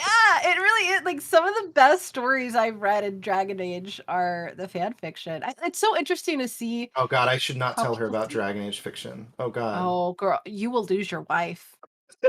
I'm not kidding. There are days where Chew hasn't seen me, and he was just like, and like, it's the best example as I can give is one time I was like curled up on the couch in like a fetal position, and I had my back, so he knew not to bug me. I had my back to the room, and I was like curled to and he like came up, and I didn't see him all day, and he like looked at me, and he goes, Dragon Age, Dragon Age. Okay, I won't bother you. And he went right back downstairs. He was like, I'll just order food. Oh my God. It's like, I don't know. That's And I amazing. love it because it like gives you perspective. Like I used to hate Caden in Mass Effect. And it was actually a fan fiction that turned how I saw him. And he's now one of my favorite characters. But I used to hate him. Like, Yeah. oh, I can't wait till Vermeer. Let's go. Like, let's do this. Can't stand Staunch, Ashley either, but let's go. staunch Caden defender here.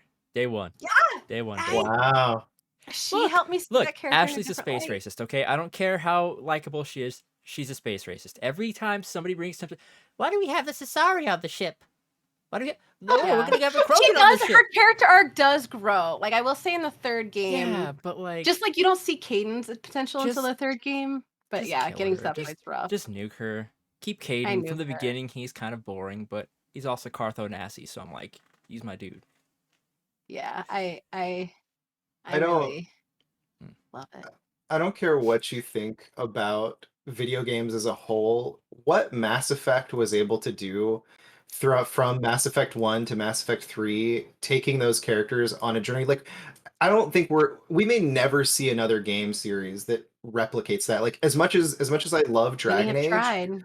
yeah. Have failed. And that's from BioWare. As much as I love Dragon Age, like it doesn't have the same character connection that Mass Effect 1, 2, and 3 had. It's incredible what that game was able to do, or what that trilogy was able to do. Yeah, they had magic with that. With Dragon Age, it's there. I've noticed a lot of the people that tend to favor Dragon Age over Mass Effect tend to be philosophy lovers. Because for every story in Dragon Age, there's 100 stories, and 50 of those stories will contradict with the other 50 because it's meant to. You're meant to go through it like in Inquisition, we had that big twist about Teventer, but the previous two games all we're taught is Teventer is the source of all Right. evil, and it takes some more digging to get that connection. And a lot of people skip two or they didn't play the DLC. Like, people that didn't play the Trespasser DLC, I'm like, you didn't play Inquisition then. Sorry. Like that DLC wrapped up all three games in a way that was just perfection. And but Mass Effect was more straightforward about it. Mass Effect had more action, like the combat in Dragon Age, because it's fantasy, is slower and not as, I don't know. And I feel like Mass Effect, we got to see the evolution more clearly, and then it helps that we had the same protagonist throughout, because Dragon Age always has a different protagonist. Right. So Yeah, and that's what I mean is like it's not that there aren't connections because obviously there's characters that carry over from one game to the next, and some have bigger roles to play than others. Some are just like appearances. Some are people that end up joining your party again. Some people are become integral parts of the story or become antagonists, etc. But yeah, it's so different in Mass Effect because it is such a personal story, and you do follow these characters and craft literally your own version of their story in so many ways, and that's why like hearing you say you've played through the trilogy, what was 30 something times, 34. doesn't necessarily surprise me because of how many different little interactions and outcomes there can be. Yeah, And just I've getting to never had a experience that single world. playthrough. Yeah, I've never had a single playthrough that was exactly like the other. Like it took me like 7 or 8 playthroughs before I realized that Eve could die. Took me I think 10 before I realized that Tally could kill herself. Like, but those are some Yeah. people's only experience if they've only played it through once and they didn't know about the Paragon Renegade mechanic of not putting too much into one. Yeah. It's wild. 100%. How many Uh, Andromeda playthroughs?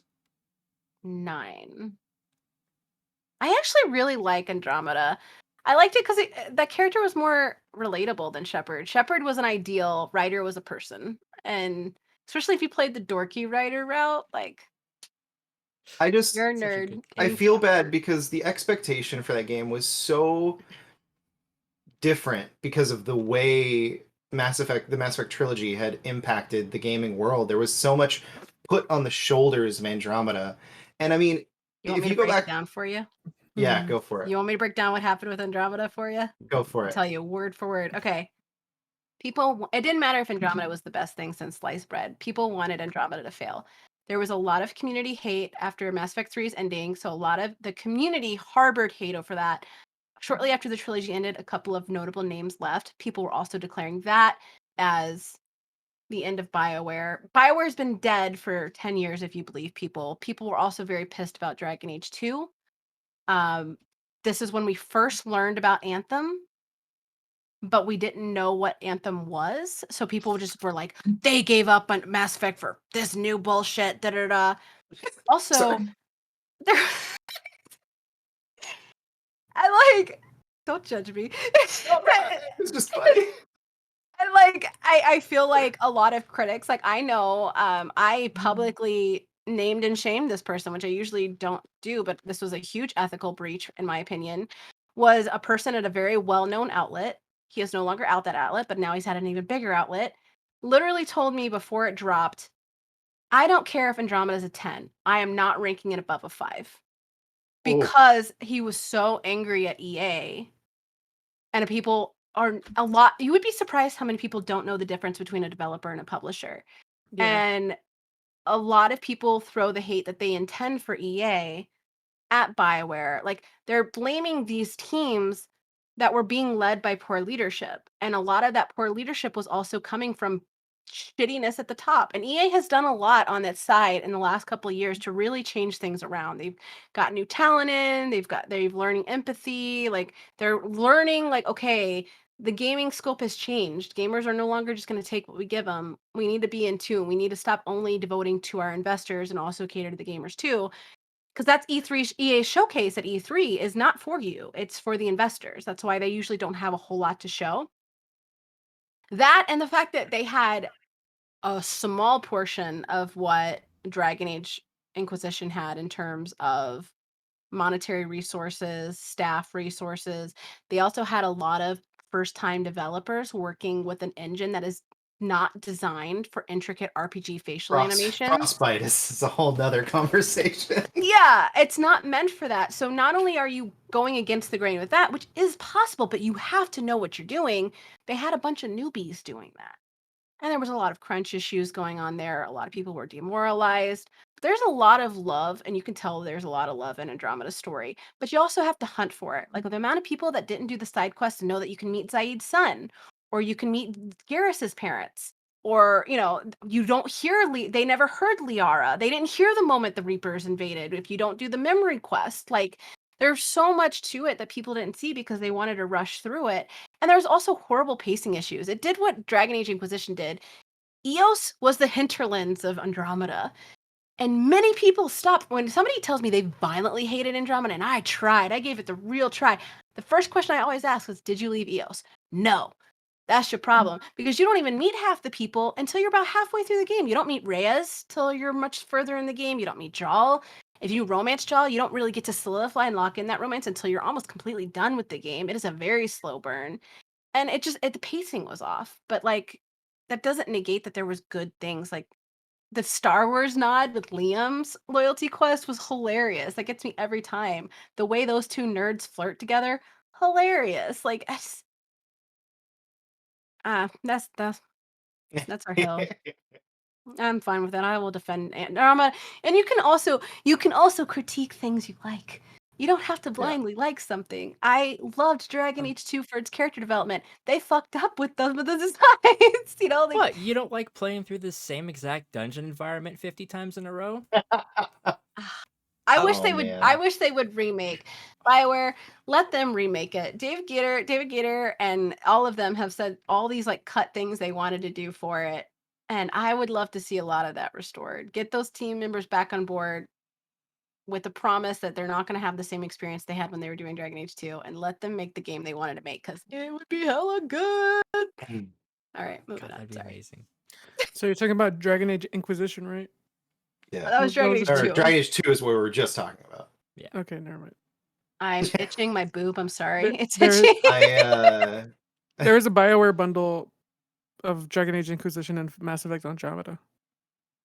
Pull the trigger. Get it, Caesar. Come on. Get it. I Wait, don't no, have money. Don't Rainbow. play Inquisition without playing Origins and Dragon Age 2. Yeah. Trust me, it really Okay. does. Oh, sorry, blood. It really does. Like, Blood. I didn't realize I was like putting my hand up there, but like the characters are so intertwined, and in Trespasser DLC especially, there's Okay. things that you wouldn't know if you didn't play Dragon Age 2. And the Still ending have of to Dragon finish Age 2 that. is literally the beginning of Dragon Age Inquisition. Would you say I could play Andromeda without playing the trilogy then? Yes, 100%. Okay. You're not the things like Zaid's son and stuff is not going to matter to you. But if you go into after playing that and you go into Mass Effect trilogy, it's going to be such a cool moment for you. Do all the side quests though. You're gonna be tanking a lot of time into it. But Don't have the money it. now, but when I do, I'll jump into it. yeah, you should do a walk along stream series of it, because it's such a beloved game probably stream it, or yeah. such a divisive game, and you'd be like, "That's my first time diving in. Join me and tell me if I'm stupid or not." I'll probably stream it, yeah. That'd be great. I'd watch. Let's do it. Oh, I'll stream it. I'm going to buy it right now. So we have one more community question, Only one and more. it's from Martin Orlando, comma, good painter, Alfman? Anyway, at CV underscore consigliere, or consigliere. And he says, if you could copyright a machine which generated Mass Effect and Dragon Age shitpost memes on command, what would you name the machine? This is such a weird question. My Twitter. That's what I dirty freaking hippie. It's dirty up and hippie. That is literally my Twitter now, just with more Destiny. That was the easiest question of the day. And I think the shortest answer I've ever given. That one locked and loaded. All right. Dig it. It's perfect. Very nice. Good times. Oh man. I will say though, we didn't really touch on it, but in your bio on your Twitter, it does say like unhealthy relationship with Mass Effect, Dragon Age, Destiny 2, and Halo. You're looking forward to the new Halo Infinite. Have you tried out the? I'm so excited. The weapon mechanics they've done, the way they changed it. Like, Needler still feels sexy as hell, but scout rifles and snipers actually feel good now. And Well, this coming Friday, it comes back, the online multiplayer. no, I am all up in that. When that first beta period hit, that's all I played. Like, we streamed on Game Informer, and like that's all I played. I love Halo. Some of my favorite memories on deployment was playing Halo with friends. I so much love for that series. That's awesome. I can't wait. I love And that. I need more Greg. Give me more Craig the Brute, man. Give me Craig the Brute merch. I need it. When I watched the multiplayer trailer for that game, I was like, gosh, why did they do such a directed trailer? Like, it looked great, it looked fun, but it was so directed the way they positioned the cameras and did all the shots. And I was like, is any of this really going to be possible? And then the first time somebody recorded themselves throwing the grenade and catching the hammer and killing someone online, I was like, okay, let's go. Please. And I don't care what they said. 343 says they didn't make the bots teabag, but they totally did. I got 100%, teabagged a bunch. 100%.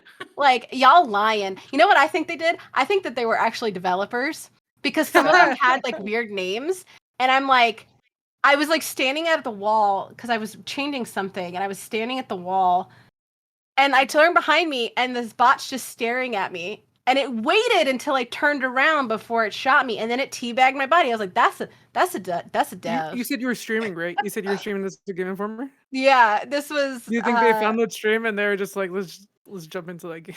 Yeah. We did have some 343 folks in the chat, yeah. So that would not surprise me. But I was like, y'all, like I'm already like embarrassed that I got killed by a bot. Like, you don't have to teabag me. Let me live. Oh my god.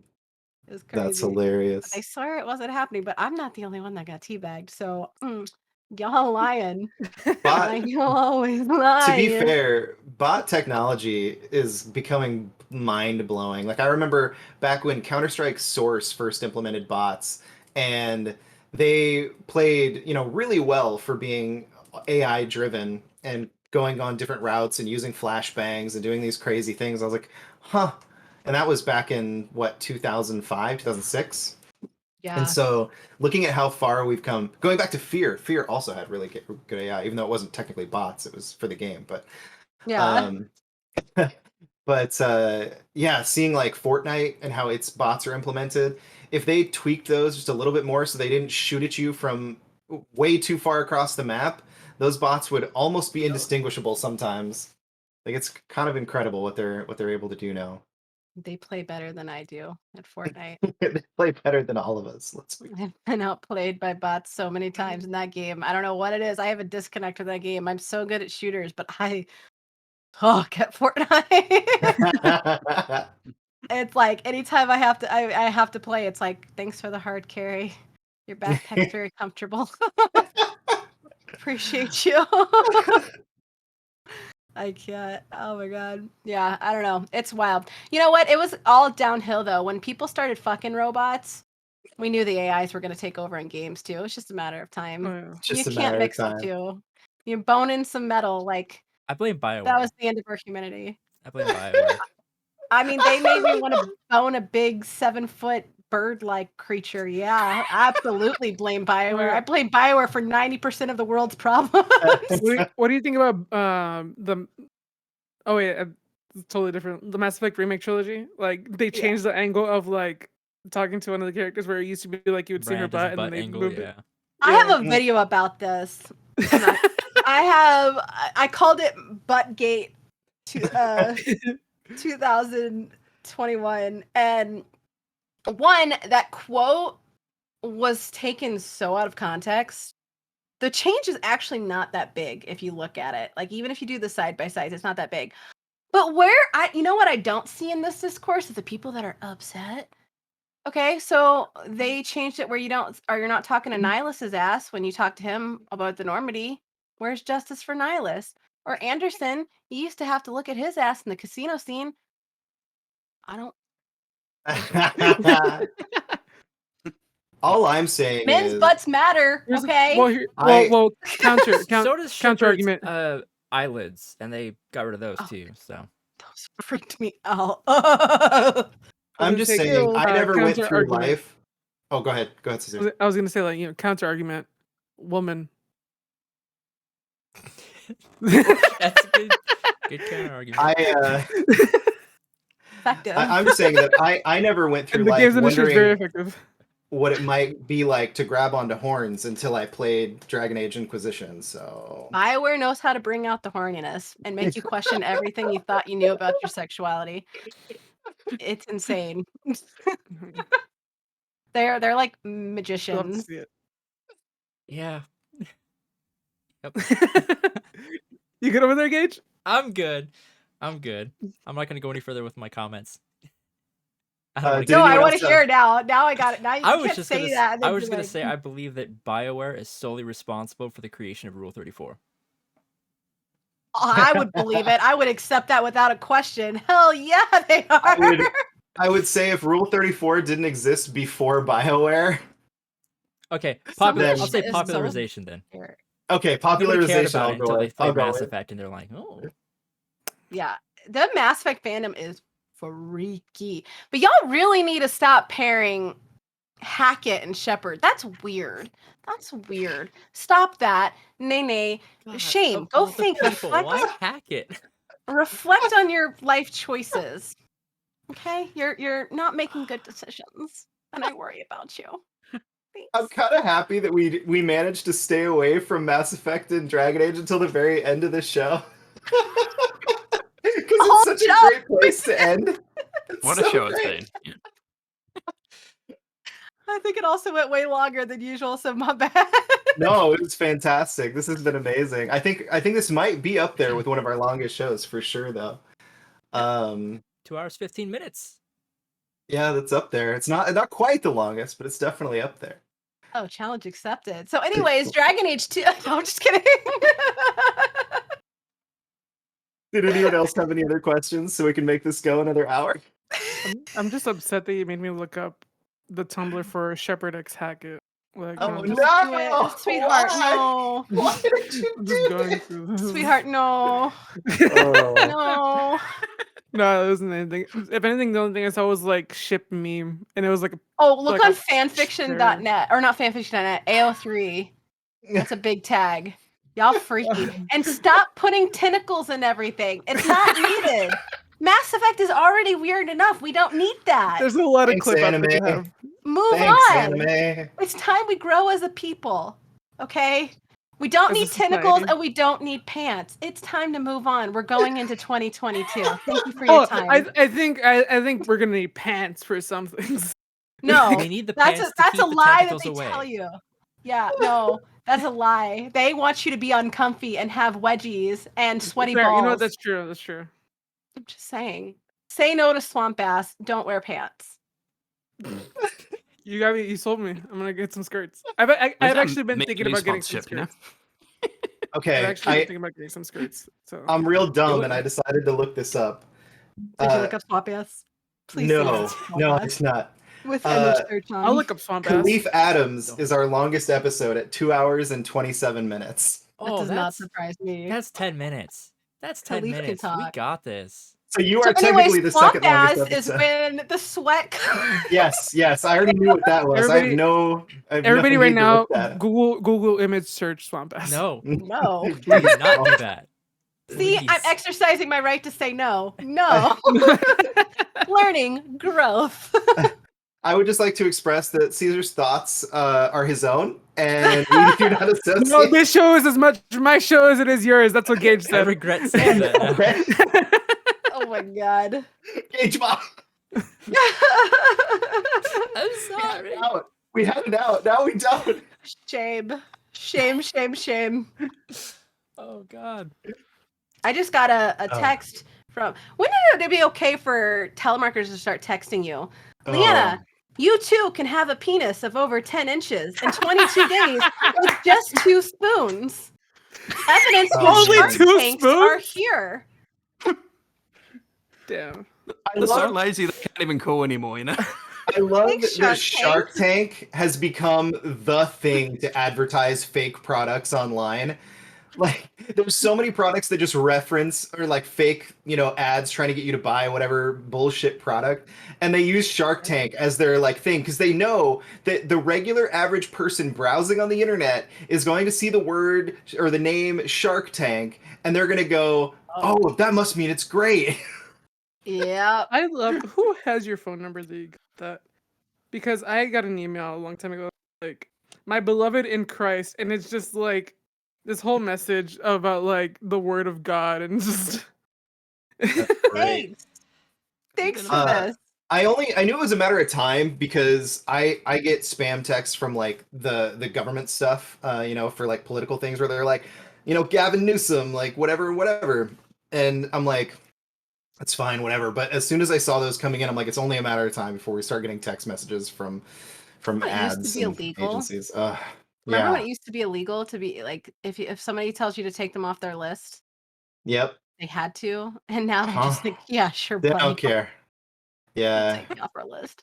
Quick. I don't know a world like Press that. 4 if you'd like to be removed from this list. 4. Just 3 kidding, days later. sucker. That's how they, You've Yeah. stuck with us for that's how they fucking get you now, ever. though. Exactly. That's how they see if your number's active now. It's like, reply stop to stop getting these messages. The moment you do that, they're just like, hey, yo, we got an active phone number. Everybody just start texting Start this one spamming. person. Lord, I'm I just so don't- annoyed. They're trying to one up each other. It's like, hi, do you want your penis to be 10 inches? And the next message comes in. It's like, don't listen to the last guy. I can make it 11. And the next guy's like 11 and a half. It's like, no. I mean, yes. But I'm no. so sorry. Sorry, everyone. alien I've got to go. I'm so sorry, everyone. I've got to take off. But Liana, thank you so much. It's been so much fun, and Yeah, this is your great. story to me personally Coward. was super inspirational. It was amazing. But sorry, team, I've got to Wow. take off. But thank So- you so much. No, it's nice meeting your avatar. You too. You have a At very cool first- icon. At first, I thought this was a bit because he's done this in the past, but I think he Oh my legitimately has to He go. legitimately, he's like, it's Having been so like much a fun. long I'm like 20 time. minutes late. I was just having too much fun. Have a great rest of the show, Time works everyone. Love with you me. all. See you Thank later, you. Ben. Have Bye, a Ben. wonderful day. Bye. That's probably a good out for the rest of us. Too. Oh my Like, god. he's like, I'm gonna save you guys. Blink twice if you're Remember- ready to go. Like, You remember that pee. sign? You remember the sign like Yes, you were talking about earlier? exactly. Oh, Oh my man. god. We have I'm one of the 6 and I'm a one of half the minutes worst. if we want to beat Khalif. in the same way because I'm the type of person that's like, all right, guys, I gotta go. I'm gonna go. I'm gonna go to sleep. I'm gonna go to bed. I'm gonna get That's out of him here. I got last something night. I gotta do, and then I'll just keep talking after I say goodbye. That was It's him like- last night. Every It's night literally like that. we started playing Red Dead Online, and that's almost how every night ends. It's like, okay, we'll do one more bounty, or we'll do this last mission or whatever. But I gotta go. Literally last night, it was 2 a.m, and I disband the posse and make sure that we can all kill each other, and it just becomes all 4 of us just murdering each other in Blackwater for, I don't know, 30 minutes when we were Yeah. all Okay. supposed to be going to bed already. Okay, here's the Maybe thing. like You that remember how sometimes. earlier in the night Phil was like, I need to log off and I need to sleep? Do you remember that? Yeah. Like, What's your after point, you left, and after Large left, Phil was still on the call. And he was still hanging out with us. Damn it, Phil. Playing Sounds anything, about but right. I was still in the chat. Damn it, Phil. You need to have a you must leave at 9 sign. It's a I game know. changer. You must leave I it. know. You must leave it at 2 a.m. sign is what I need. Exactly. Jess gives you too much liberty, dude. Like, Jess gives you too oh much my like, God. freedom. My wife and I have this deal where like I have to be in bed by 4 a.m. or I sleep in the spare room, this bed right here, or the couch. Like that's the cutoff. So- Dang. You might think, oh wow, there's a cutoff, but then you think about the fact that the It's cutoff is 4 4 a.m. a.m.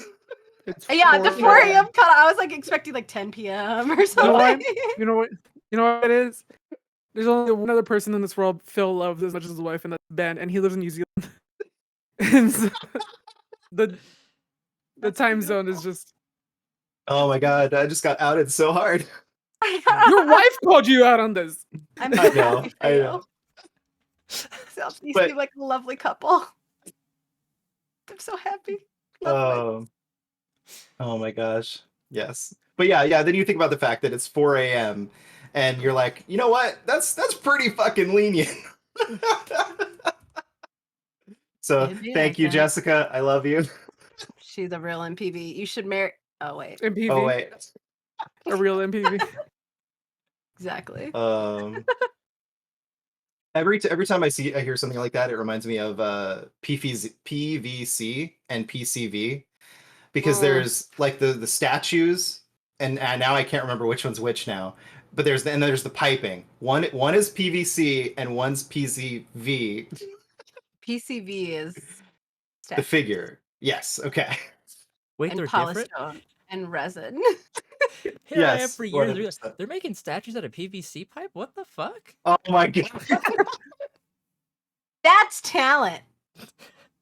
Yes. For the record, they could Games probably do today it. years old.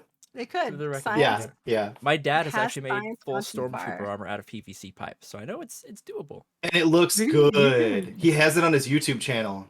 That's beautiful. Oh my support You you. make gosh. like instruments out of PVC. It's fascinating. Can I also All support you. right. Also make pipes Alright. out of it. Did What? anyone Wow, have crazy. any, did anyone else have any questions for Liana before we get out of here How for much the time day? do you have? 'Cause we Sure. can keep- I came up with one. I came up with one. Like, we gotta beat Khalif. We got 2 minutes. Okay. I have to pee. Oh my No, god, go so ahead. do I. Just kidding. Oh no! Okay. So my problem with this God is that damn it, we Phil. already know You son of a that bitch. she is a yes person, okay? So it's like, are we keeping her against her will, but not against her will because he's not willing to say no? I'm I don't know blinking. anymore. I'm blinking. Help me. God damn it, Phil. What up? Like Gage, ask the question. Okay, Phil. rapid fire. Sorry. Gage, If you could revive one studio, what would it be? And why is it pandemic? Bioware. Yeah. Oh, that's. First of all, unfortunate name. Well, Oh, no. right now, yeah, that's true. That's true. I don't know. Well, while she's thinking, I just want to No. say, Are we I gonna just- say goodbye 7 times like we did during yeah, the yeah. Khalif I mean, episode, that's I so? figured we'd start the goodbyes. You know, it's like, Liana, I just want to say thank you for being on the show, and you're officially Thank out you. of our league. Oh, I like that side off. The serial games. If I could bring back the serial Ah. games, not to cut off your perfect outro. Oh Extra. no, we were That's gonna not a mess it word. up regardless because we got to say goodbye at least 4 more times. Well, yeah, that's the way. That Very is true, the very way. true. For serial. I that was one of the few news stories outside of like the assault stories that I write that I cried because that team was a good team. They deserved So- better.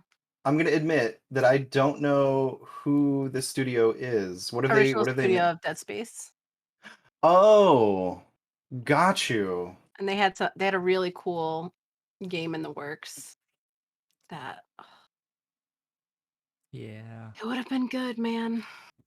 I'd sell my non-existent left nut to get the game that got scrapped and sold for parts. Sad. So That's what it. you said, for some reason, what you said was visceral, right? Mhm. What I heard was serial. And I'm like, who the heck is Serial Games? What am I missing out? Liana obviously knows the underground truth of the world. Like, she's a superhero. What is this Serial Games? So I Also started a Googling. great name for a I'm game like- studio. That sounds delicious. I would go for some cereal, some So cold I started milk. Serial Googling Games. Serial Games, and I'm like, I'm not finding Fruit anything. Loop. So can you tell me what this game studio did? And then you said Dead Space, and I'm like, oh my god, she meant or not meant, but she said visceral, not serial. And mark that to cut that out to save face. Just kidding. Yeah, right. There's no saving face here. My It's fine. favorite serial game is the map on the back of the blueberry box. Hey, yeah. 90s My favorite memories. serial game. Really good. But yes, Yeah. visceral. We need Absolutely. I wish they would have gotten a shot to show us more about what that final game was for sure. But EA Also, didn't side want... note, suck it, Khalif. We beat you. Yeah, I'm gonna DM Love you, him right dude. after this. Love you. I love you, dude. I'll let I'm him doing know. it Love right you. now. Oh gosh. So wait, Khalif's was the longest episode then, huh? Yup, not anymore. It was. Now it's Liana Ruppert doing a dab for us. If you're listening to this on podcast services, please go over to youtube.com/simplysassyvids and check out the dab at the very end of this show. It's worth it. A lot of Proud. physical If you saw- comedy in this show, so you should definitely watch this one, period. That's true. There was a lot of physical comedy. Also a lot in of this blood. A lot of Uh, blood. I apologize for that. More than we ever thought we'd have on the show, for sure. I accidentally stabbed myself. You know, as one is Do you one to ever- do. Do you ever worry about doing this and having that one time where you're on with the person that has like a seizure or like some sort of like fatal accident on camera. Like, I'm surprised at least for my experience, I've never read about or seen something where that happened I had to a like a stream. prominent gaming company. Well, my seizure it made international news. Right, I remember that, but was that on stream? That was not on stream, but I did have a similar, because that game, even when we came up with the new animation, it still had some parts that were not the best. And I was streaming it on my personal channel, but I deleted the video because that was during all of that, and I was like, that is the last thing I need is Sure, absolutely. people coming after that. But yeah, it's weird. It's kind of the thing that sucks too, is because it like E3 and stuff. A lot of it is before the E3 showcase actually starts. Is a lot of the press stuff. It's the weekend before, and like the Xbox showcase and things like that. And a lot of those shows really rely on flashing and like I had a couple years ago, I had a seizure at a Sony event, and my coworker had to carry me out because it was just rapid fire, white and black light, or Oof. white in a dark room, and yeah, it was just Absolute trigger for sure. Oh my god. Dropped my ass.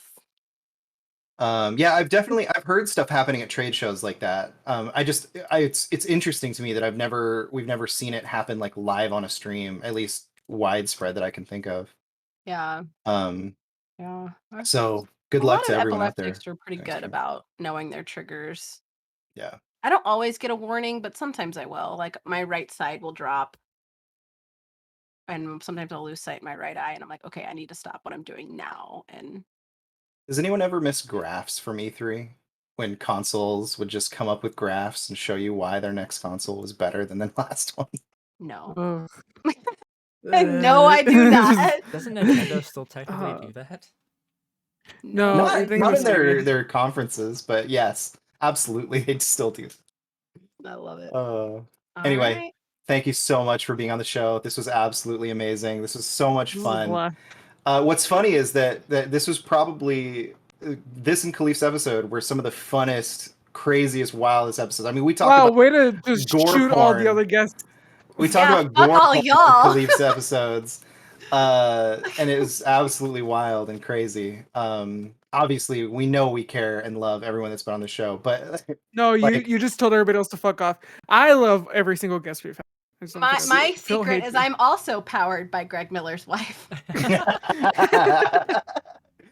And that's out of our league, everybody. Thank you so much for joining us on this episode. If you like what you saw, please hit the like button. Wait, Lyanna, where can people find you? Oh, right. I don't know. Where can people find me? At Dirty F and Hippie on Twitter. Yeah, that. I'm at Dirty F and Hippie on Twitter and Instagram and things, and YouTube. Sometimes Twitch. Twitch. I haven't streamed in a while, but yeah, Twitch. And then I have a YouTube channel at Liana Ruppert Official, because somebody stole Dirty F and Hippie. Bitch. Perfect. Cut it.